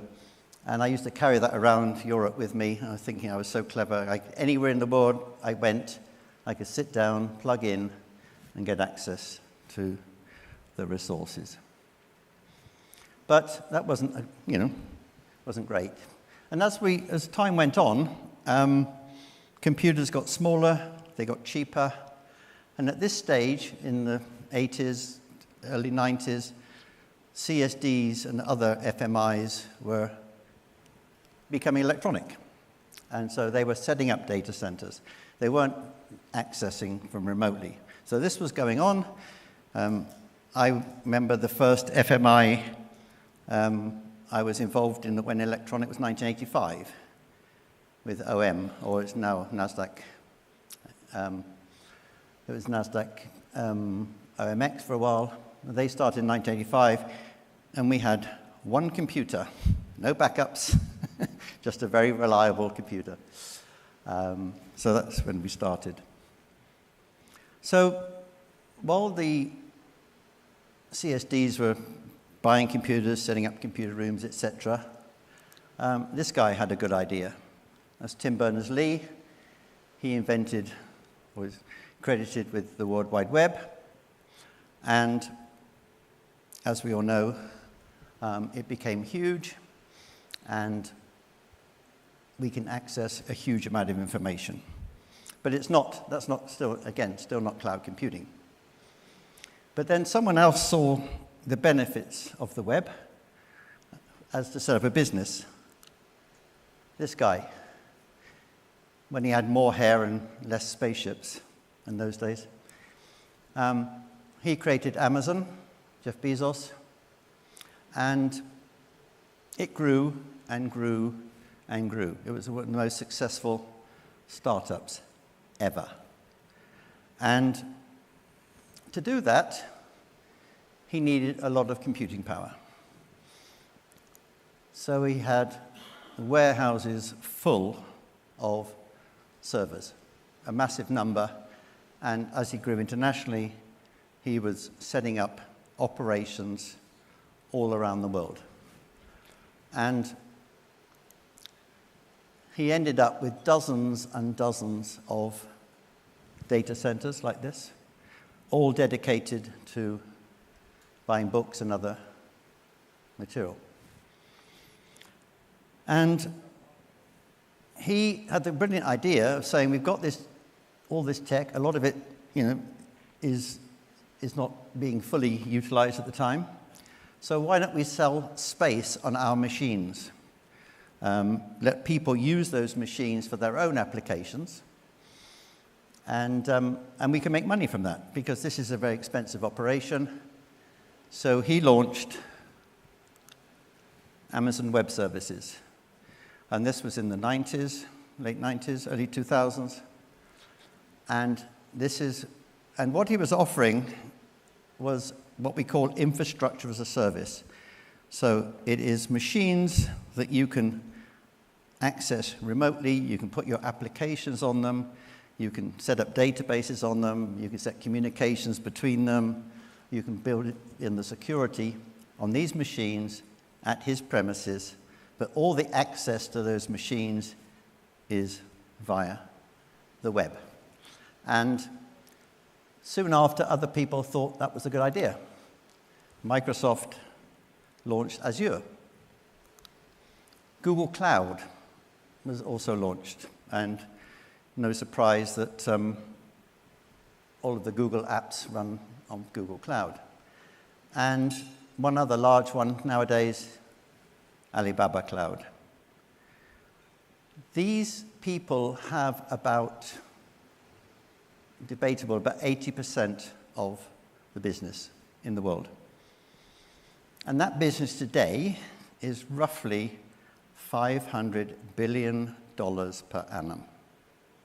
It's a massive amount of money. And it's growing about 20%, 25% per annum. But not many CSDs are using this. Now, CSDs are not simple computing operations. It's much easier to set up a mail server than it is to set up a CSD on these systems. But just to give an example, I mean, this is a typical, don't worry, it's just an example of a structure we did for a customer. It's called a three-tier model. You've got the outside, the presentation layer, which faces the outside world, your applications or the programs, and your databases. That is a typical structure. I'm sure your IT people have that, or you've seen this before. To run that type of thing, and again, I'll just use a generic model. Most people, and I think you'd all recognize this, you have a primary data center somewhere in your office or nearby. You have a production environment, which could be 3 machines, more machines. Just in case you have a problem, you have a hot standby, so it's synced between the two, so that if the main one goes down, the other one gets started. Again, that may be another 3 computers. Just in case you lose the center, you replicate all your data to another site, or even 2 sites I've seen. And then if anything goes wrong there, you can move operations to the other center, and the clients can connect to both. Besides that, you'll have test systems, you'll have pre-production systems, so you actually end up with a lot of machines. But all of that is doable in the cloud. We have most of my customers as a supplier of CSD and CCP trading systems are using cloud infrastructure. And I'll explain the reasons why. But it's all totally possible. Maybe not with some very old legacy systems which use operating systems that are not available from the cloud providers, but most modern systems can be run from the cloud. But there's been very slow adoption, but people have been thinking about this for a long time. I don't know how many people have read this, but I think this is a seminal paper on FMIs and the cloud. This was published in May 2017. And to save you reading it, the question it was asking, is the cloud ready for the likes of us? And the question they said is, the old question was, could we use the cloud? Is it ready for us? Is it secure enough? Is it powerful enough?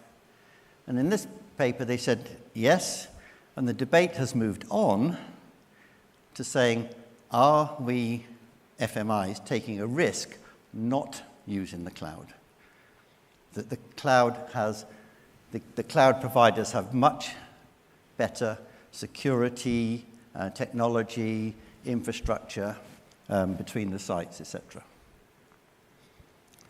So I thought that was a brilliant paper. It's been updated in 2020, and DTC has moved a lot of its infrastructure to the cloud. I mean, it is one of the most complicated FMIs in the world.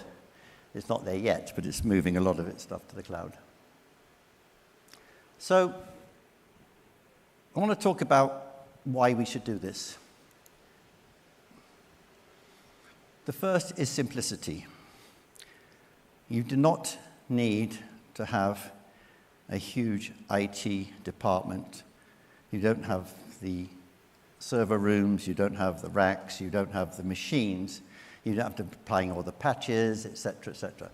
So it makes life so much easier. You access the whole solution through an app, through a web page, and you can do things very, very simply.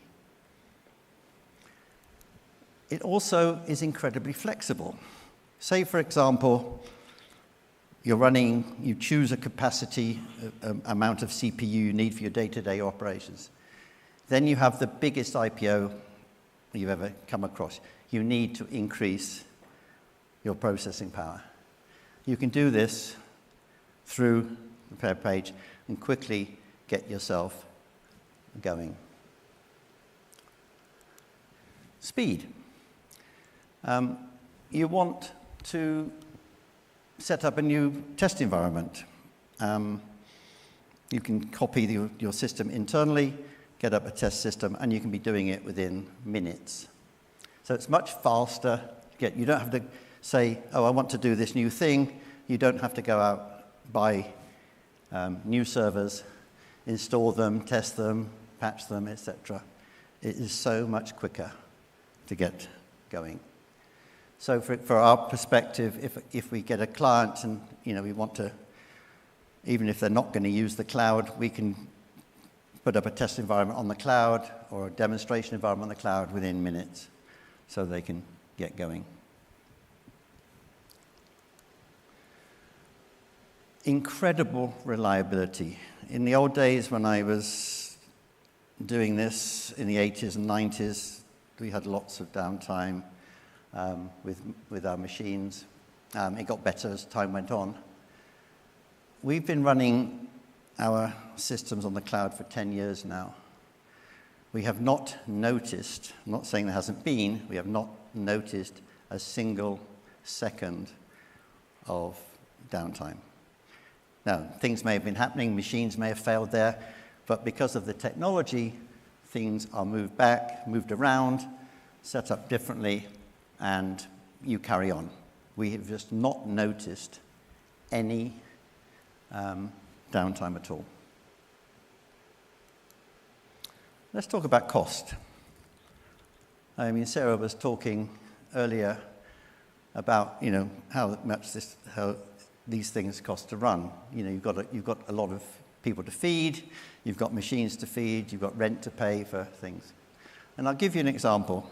Recently, I went through an RFP, and the client was keen to do everything in-house. So he wanted us to quote for the servers, etc., and all the networking equipment to make it work.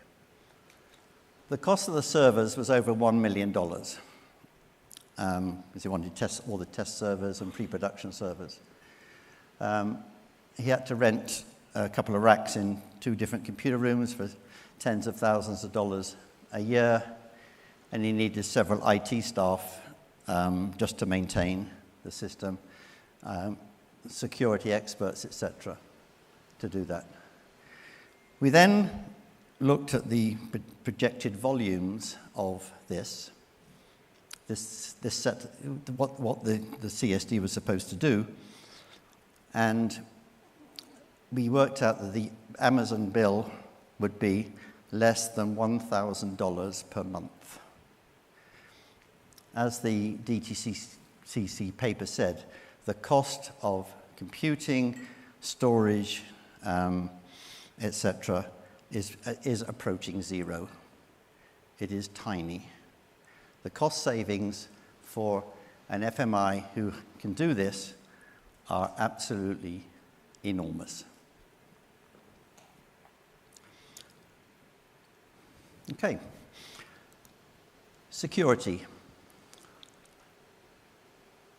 You don't hear about many security breaches. There are security breaches, of course, in cloud setups, but all of the security breaches have been caused by the customer. You're not absolved from security. Some people think, I'll put it on the cloud and it's all secure. No.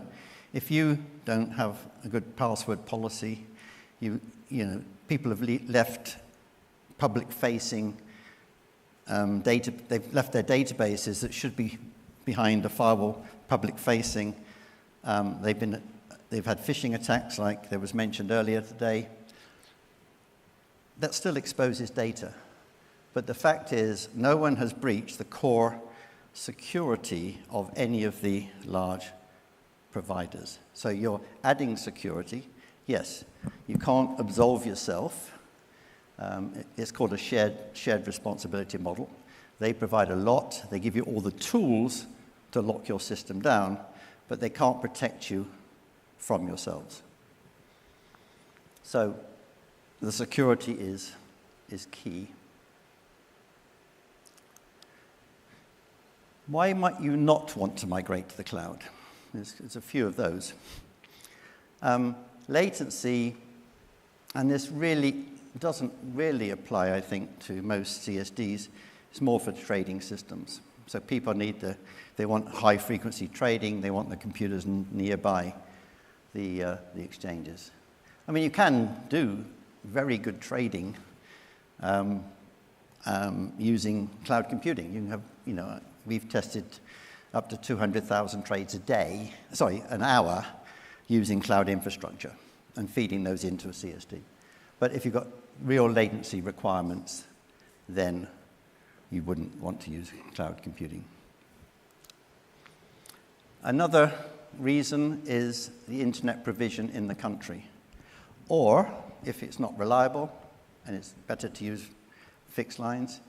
But also we had a client who, landlocked country, and the internet was coming through other countries, and they were not happy to trust that. So you wouldn't want to use the cloud if you think that the internet provision between you and the cloud provider is not going to work. It could be compromised at some stage. Regulatory. Most regulators I've experienced have not even considered cloud, and I've had many conversations trying to persuade them that the cloud is a safe place to be. I provide them with those 2 DTCC documents, but if you want to go cloud, in many countries you're going to have to engage with the regulator in a big way. And another reason is you're not happy where the data is kept.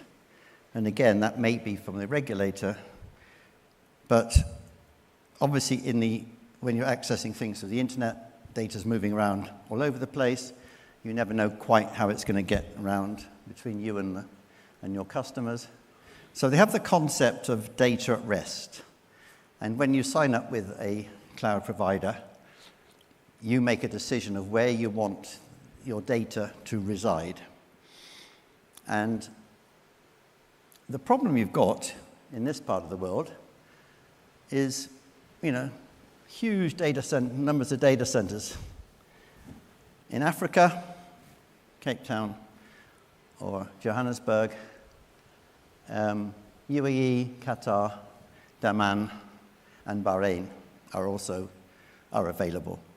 But not every country has a place that can offer. You can't always get your own country.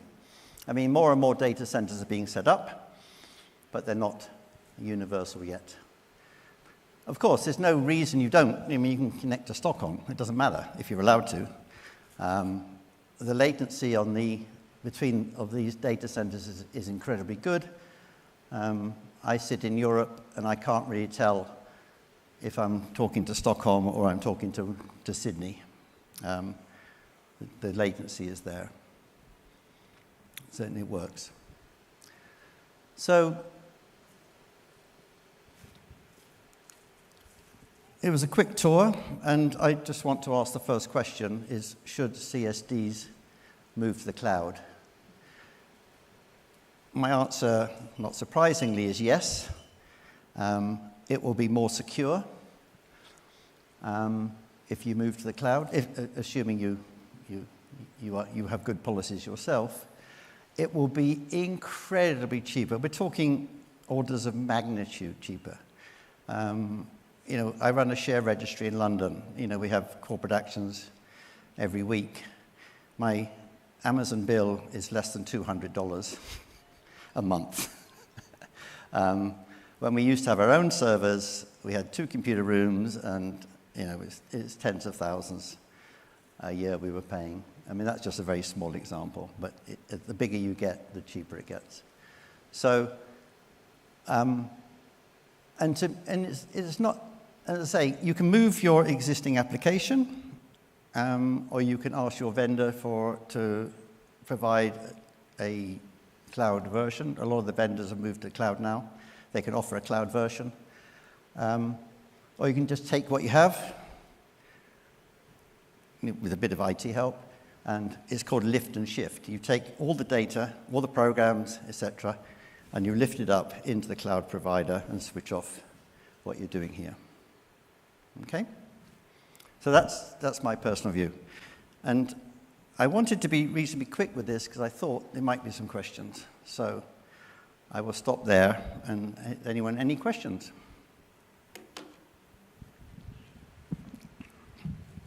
Apology, as usual, I'm the only one might be. You are the only one asking. Anybody else? There's 2 things that I remember when I was just a normal member in AMEDA, I used to skip lots of sessions. Sorry for this, I'm just being honest. But being as a president, I have to be here before the members and leave the last one, unfortunately. Okay. So just a quick question. I think what you have mentioned, it's a very important question just to go for a cloud or not. And then I think our colleagues in region and even within the Africa and Middle East, you can see that every RFPs that are being sent, they ask for 2 kind of proposal. One is like blockchain enabled or just a normal standard. So going on a cloud, and as you've mentioned, it's cost effective. Would it matter? Because some of the exchanges or CSDs in the region we deal directly with the investors, i.e. segregated accounts, i.e. huge number of data. We have some clearinghouses having 2 million accounts, some of them. But is this the case when it's in Europe, when it's in London, when it's in the West or US maybe?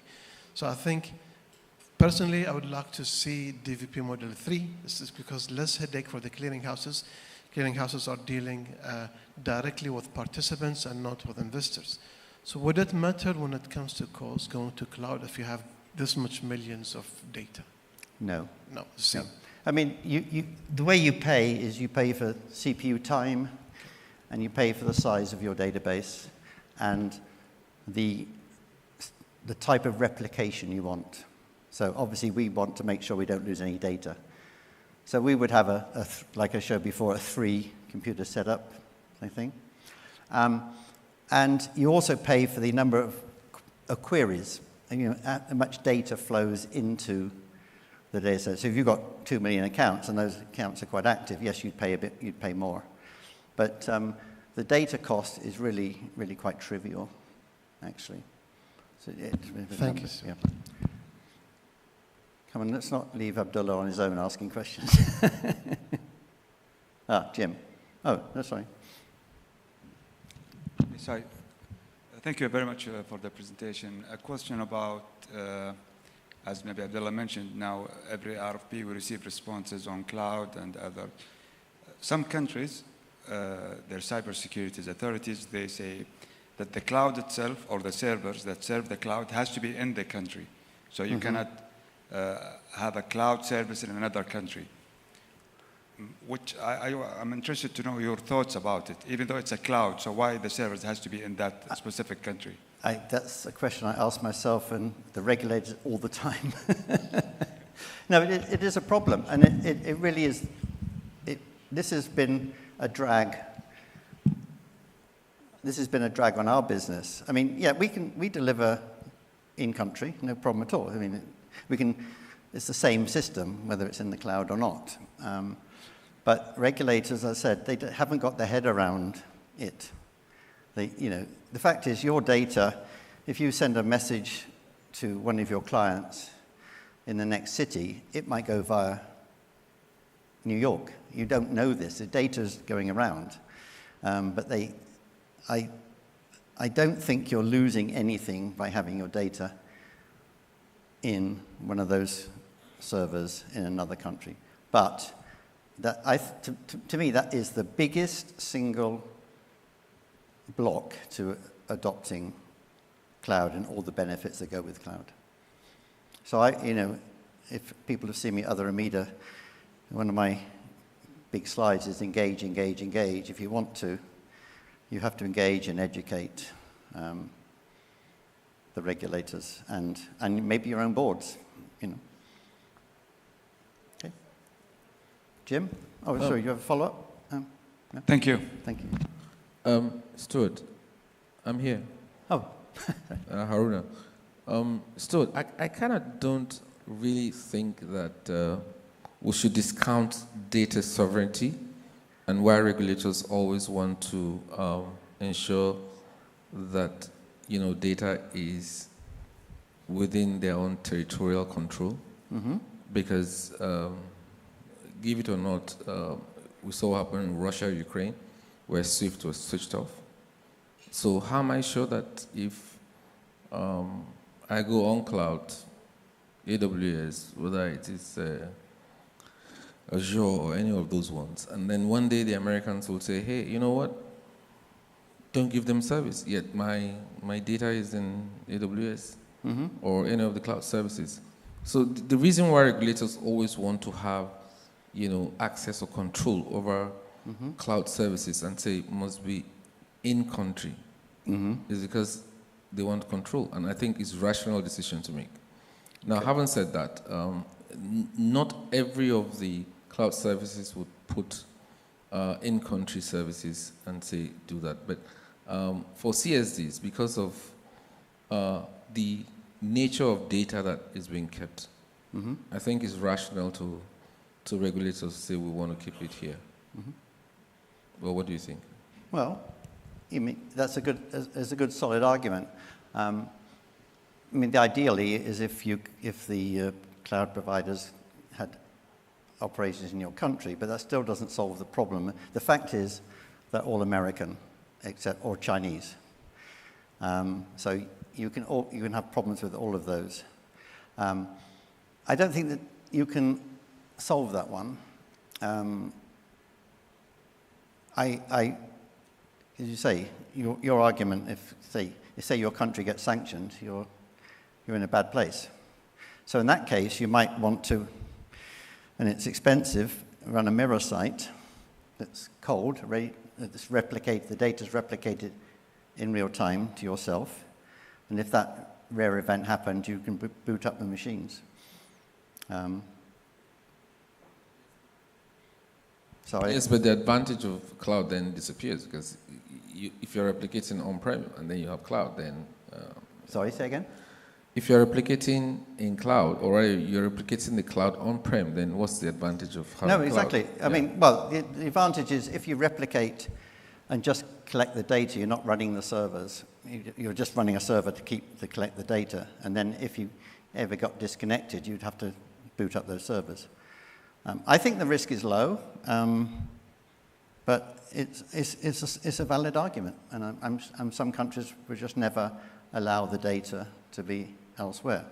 But I think the benefits outweigh the risks. Jim. Thank you. Stuart, I think that was a really good presentation, very well articulated and clear, and certainly answered most of my questions. Just one thing about possibly some of the nervousness around cloud is around security. So, I mean, obviously we're all used to kind of closed private networks for SWIFT instructions or others, and some of the bigger global custodians have definitely moved towards GUI systems, so they're over the internet, and they're doing a lot of client messaging over the internet now. But I think there's still some nervousness around security of transaction data, sensitive data being transmitted over the public internet. So I'm just wondering if you can kind of address those concerns a little bit. Well, yeah. what I do whenever I go anywhere with any of my company stuff, I'm running a VPN. So you certainly would not do this without running a VPN with the transmission of all the data. There's other cryptography that can be used. But yeah, so when you set these servers up, you're in a shared space. But then you can logically create the barriers between them so your data just can't be accessed from anywhere else. But we are quite happy now. I mean, every one of us is using our bank systems every day. So the tools for encryption and with the VPN are quite solid. So I don't feel, and they're always improving. I mean, one of the great things, a lot of the advances in security is coming from these companies that are desperate to make sure that, because it's a $500 billion a year business, that it's getting better and better. But yeah.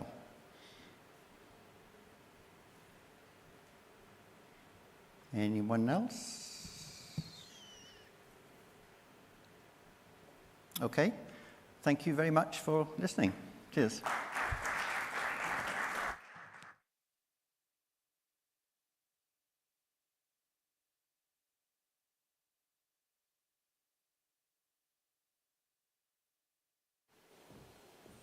Thank you very much, Mr. Stewart. Now moving on to talk further about the ESG. What role can CSDs play in ESG compliance? And with that, I'd like to invite Mr. Sami Saadallah, the ESG advisor at AMEDA Qatar.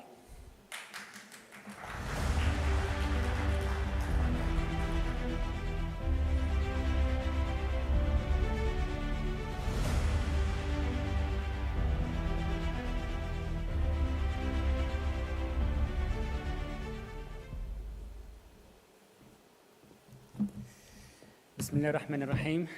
السيدات والسادة الكرام، ضيوفنا أعضاء اتحاد مراكز الإيداع في أفريقيا والشرق الأوسط، السلام عليكم ورحمة الله تعالى وبركاته. All students here and online, welcome to this session. Today we'd like to speak about an important topics.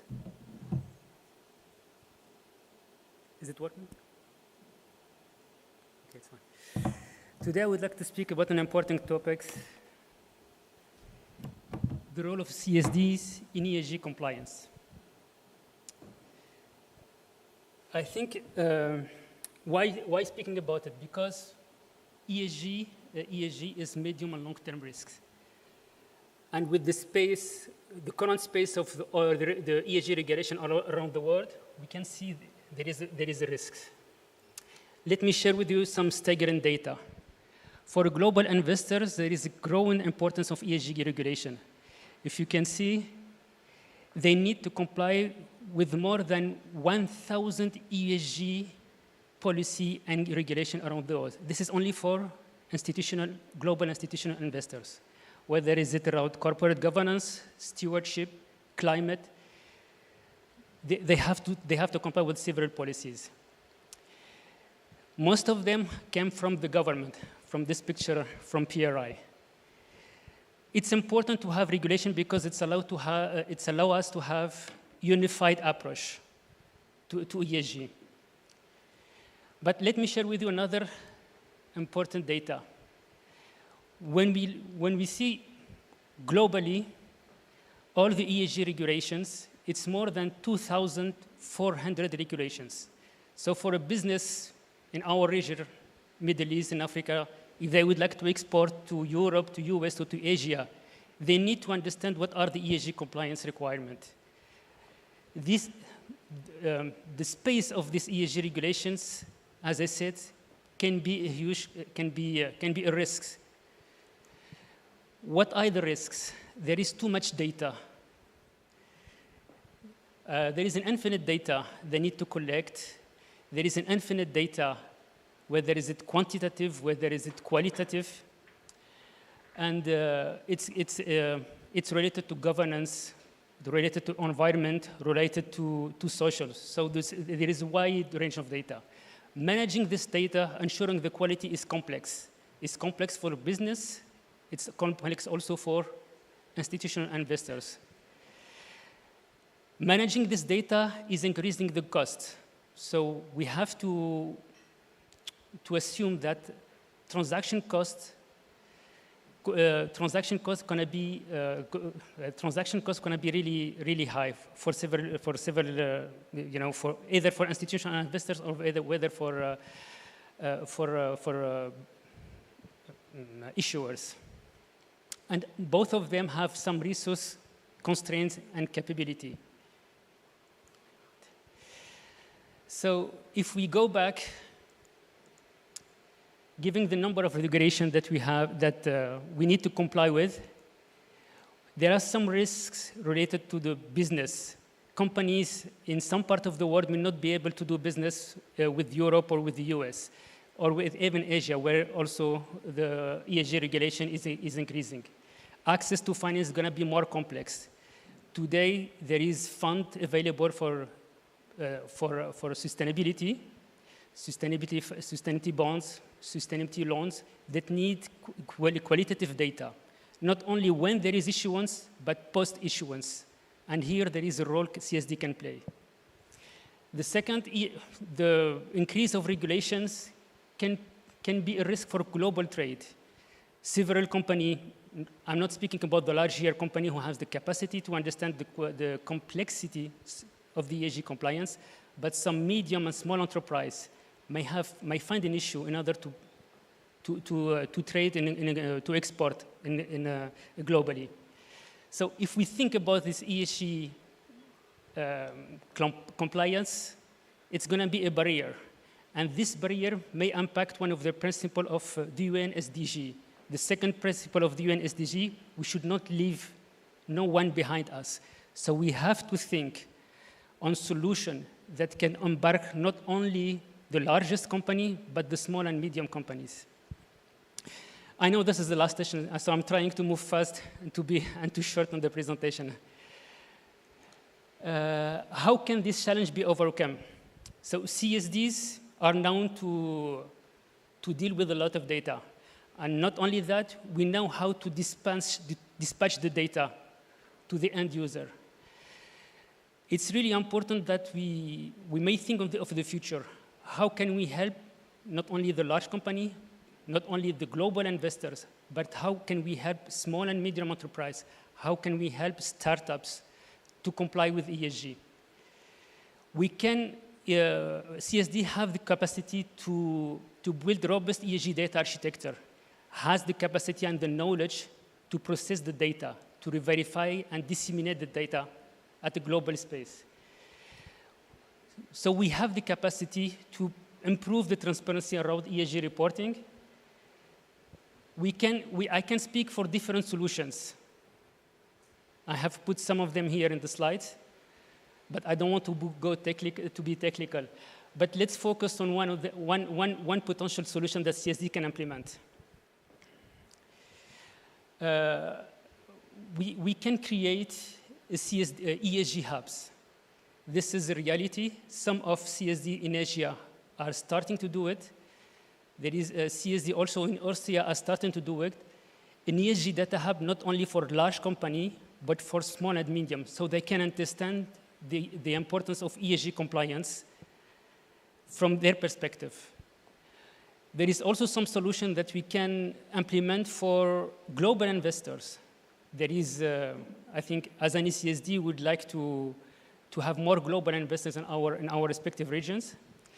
There is a challenge from them because the data of ESG is not verifiable. There is a lack of transparency. We can help with this transparency by allowing large company or public company to directly communicate their ESG data to institutional investors instead of going through all ESG data provider. And I think there is a lot of study and a lot of research that has been done showing that there is some discrepancy between all the ESG data provider. So to increase this transparency and to increase the trust, we can be the link between large institutional and the global investors. One solution for CSDs. It's to provide post-issuance reporting. When there is a bond, sustainable bond, that is issued on our market, there is data from ICMA, an association related to who promote sustainable bond and sustainability linked loans.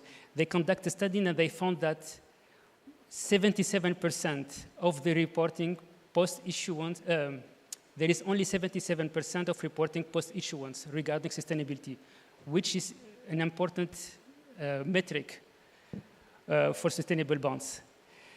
And among this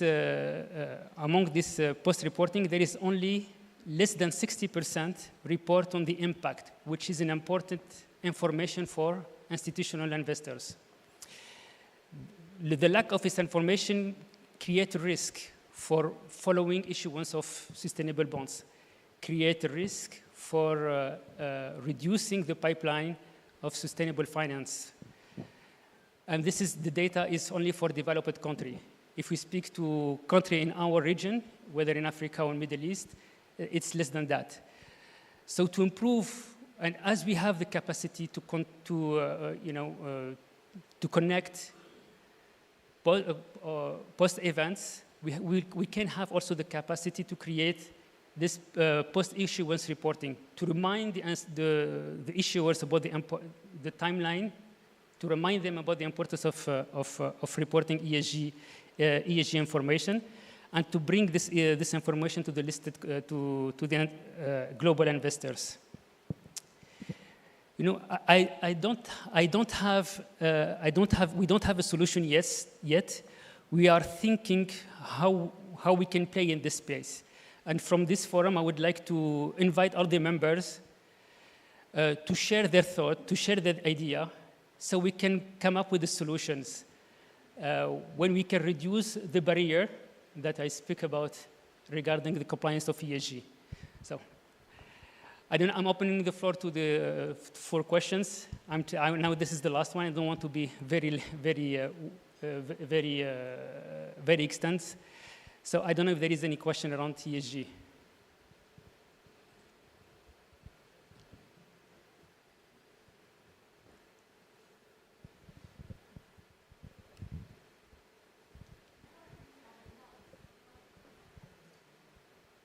Okay. Okay, thank you very much.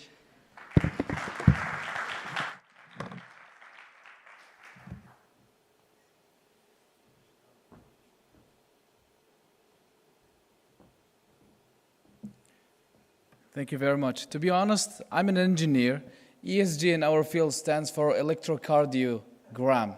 So I wanted to ask you a question, but you know, there's absolutely no relation with that. But thank you very much for your speech.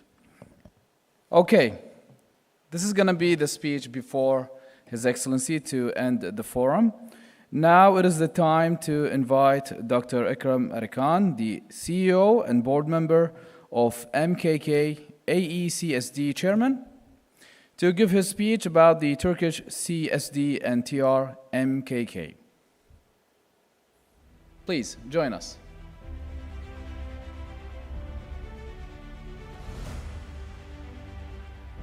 يمكن الضيف موجود معنا طبعا في القاعة، ننتظر انه يوصل.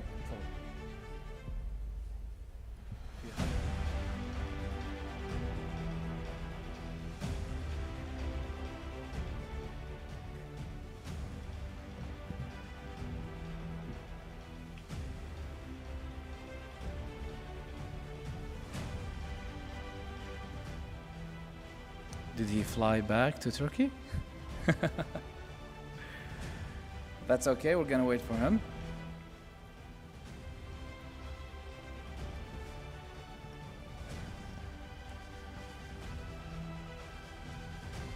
صراحة جميل جدا ان احنا نشوف يعني هذا المنتدى يقام في دولة قطر، وبالتحديد في هذا الموضوع اللي انا اشوفه شخصيا صراحة موضوع عميق، موضوع متخصص، يمكن الناس بشكل عام ما عندهم اطلاع عليه، لكن بطبيعة الأحوال لما تثار هذه المواضيع في هذا الشأن، خصوصا في هذه المناطق في أفريقيا والشرق الأوسط، بالتالي الفائدة إن شاء الله راح تكون بشكل أكبر سواء على صعيد يعني مستوى المؤسسات أو حتى على مستوى الأفراد. أكيد يعني نتمنى أن هذا الموضوع يستمر ليس فقط في هذا العام وإنما أيضا في فترات في المستقبل بإذن الله تعالى. So Dr. Ikram, is he here still? تفضل أستاذ ريهام. ربع ساعة يعني. زين يعني عندنا ربع ساعة ان احنا نسولف وياكم. Or shall we move with the last speech? It's up to you, Ms. Reham. You tell me what I do.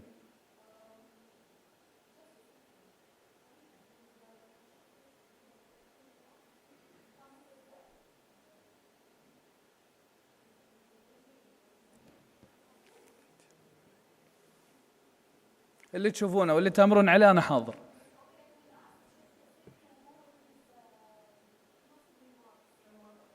أكيد.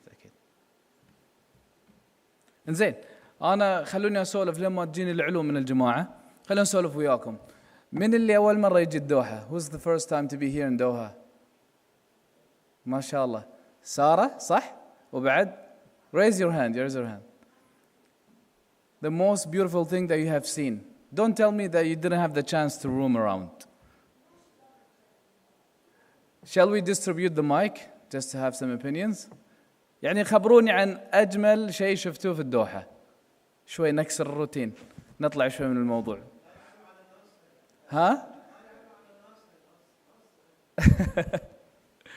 خلونا نسمع من سارة. شكرا على السؤال. For me, this is the first time, yes, in Doha. حلو. I love the country very much, but one of the most things that really grabbed my attention is its people. They're so kind. Really, I'm not complimenting. So kind, so down to earth, and so you can feel like they're your brothers and sisters. So it's amazing. You have an amazing country. True. Thank you very much. And we always welcome all the people, and we always say that Qatar is your second home. Thank you. Thank you for your response. Another comment who would like to share with us? Good afternoon. My name is Carl from CSDs Nigeria. To be honest, I think I've seen a different set of human beings that are quite humble and dedicated to their job. Every single one of them that I have seen has that smile on their face, quite unique. Secondly, I actually visited the Shuk, and it was a very wonderful experience yesterday. Thank you. The sightseeing? Yes. Cool. Where did you go in the sightseeing? Souk. Souk Waqif? Yes. Okay. I went around the whole community. It was very beautiful. That's very nice. Thank you for your opinion. Who else would like to add? Please. Mr. Miguel. Yes. Well, actually quite a very nice city. I've managed to be in some places, but if something that I would like to highlight is yesterday in the afternoon before the evening actually, someone actually invited us to a traditional wedding, Qatari wedding, and we managed to dance with the swords, and that was like an amazing experience that more people should know about, so it was quite a nice That was aspect. nice. Where did you do that? In what location? I have no idea where it was, but it was maybe 30 minutes from here, from this area towards like the desert. I don't know. But exactly I don't remember. And it was just we were discussing with we were working here also on a separate project with the Central Bank, and someone from there actually told us, no, but you should come here to a wedding. We were like, but can we just show up? It's like, no, everybody's invited, and everybody was welcoming, and it was a very, very nice time, and also especially the sword dance was really interesting. True, that's nice. You know, the thing about wedding thing is that we have also different type of styles that happen in certain weddings. Because after all, you know, Qatar, in terms of community, you have the people who are, let's call them the Bedouin, and also the people who live in the modern cities as well. But there's always that certain thing that you find it common in all in all the weddings, the dancing with the sword, or what we call the razif. So you also can find other people who could do other traditional dances as well. It will be interesting for you also to notice that. Thank you for your comment. أستاذ ريهام للحين نكمل ولا نكمل؟ إنزين okay. Have you ever attended any of the World Cup match? في حد منكم حضر مباريات كأس العالم؟ The football, the World Cup 2022. Any one of you have attended any of the matches? None? Is it true that the people who are in this industry are not interested in the football? Huh? عطى المايك خلينا نسمع. أستاذ مازن خلينا نسمع منك. My question to you actually, you mean in person? He watched the games in person? In person? Me? You're asking me if I attended? No, your question is whether you watched the matches in person. In Doha, yes. In Doha. In person? You mean he came to Doha? Yes. No, not me. Not me. I watch all the. But the from games. the television, of course. Yeah, of course, of course. Cool. Through television, yeah. أعتقد ما أدري إذا ممكن تذكروني لأن أنا مش متذكر بالضبط. بس حالياً بطولة كأس آسيا تحت 23. Now currently we're hosting the AFC under 23. But I'm not sure if they have reached the final match. Tomorrow. Okay. It could be a chance for all of you to have the opportunity to get the tickets towards that. أستاذ ريهام ننطلق مع الختام. تمام؟ Okay. So to close this session and the conference and to have a wrap up and to speak a bit about the vision and the way forward, I would like to invite His Excellency Sheikh Saif bin Abdullah Al Thani, the CEO of IDA Qatar, to give his speech on the stage.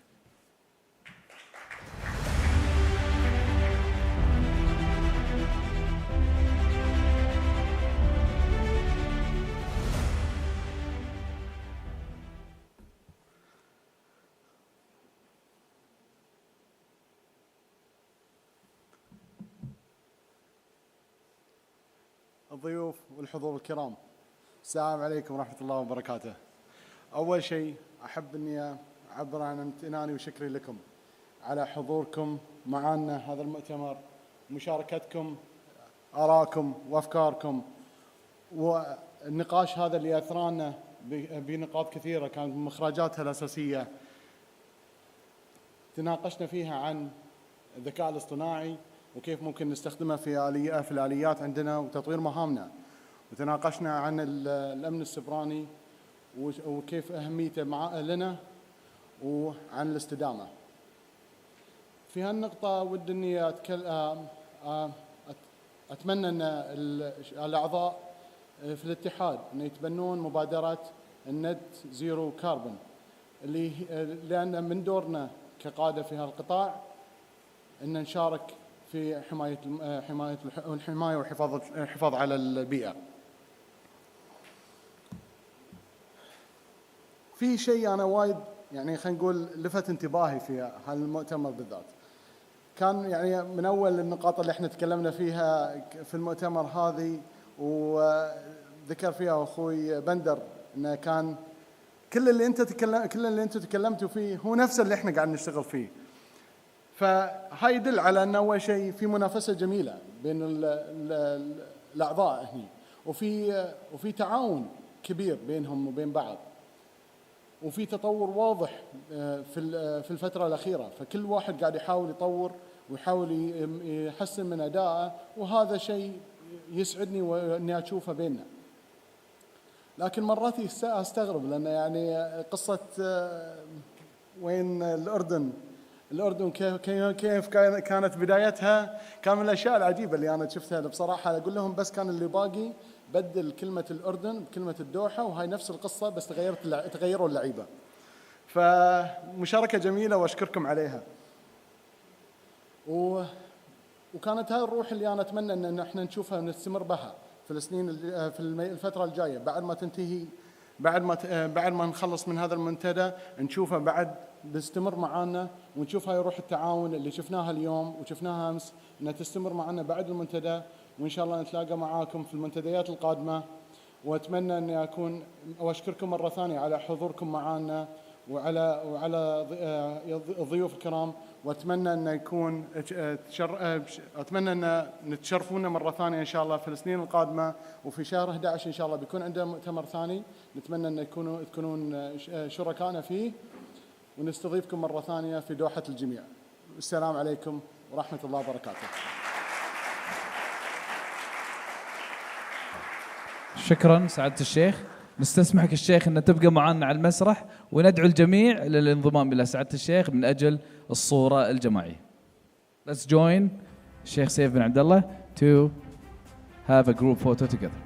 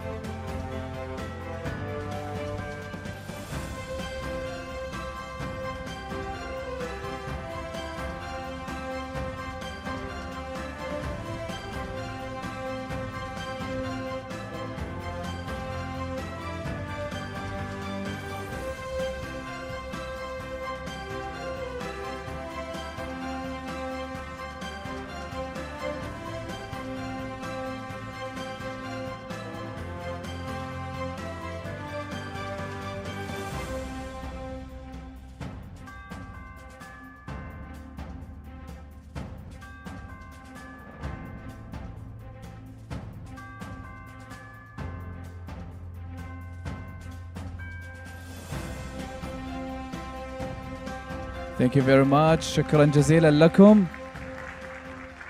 Just before we leave, I would like to have an invitation for the members only to have the general meeting of AMEDA, and it is a closed session to discuss the new application form, AMEDA financials, AMEDA management body, the legal working committee, and also AMEDA next venue. تفضل إرهام. Yeah, of course. Is he here? Okay. So now we are resuming, as per Riham, to host Dr. Ikram Arikan, the CEO and board member of MKK, AECSD chairman, to give his speech about the Turkish CSD and TRMKK AECSD Istanbul Summit 2024.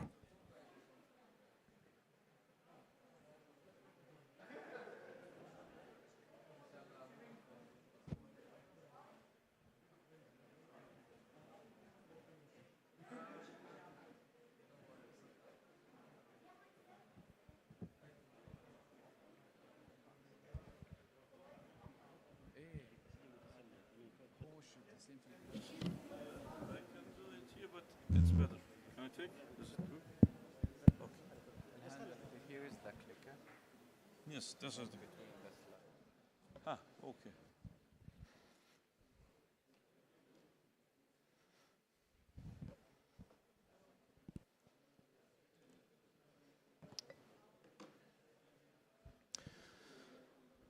Okay.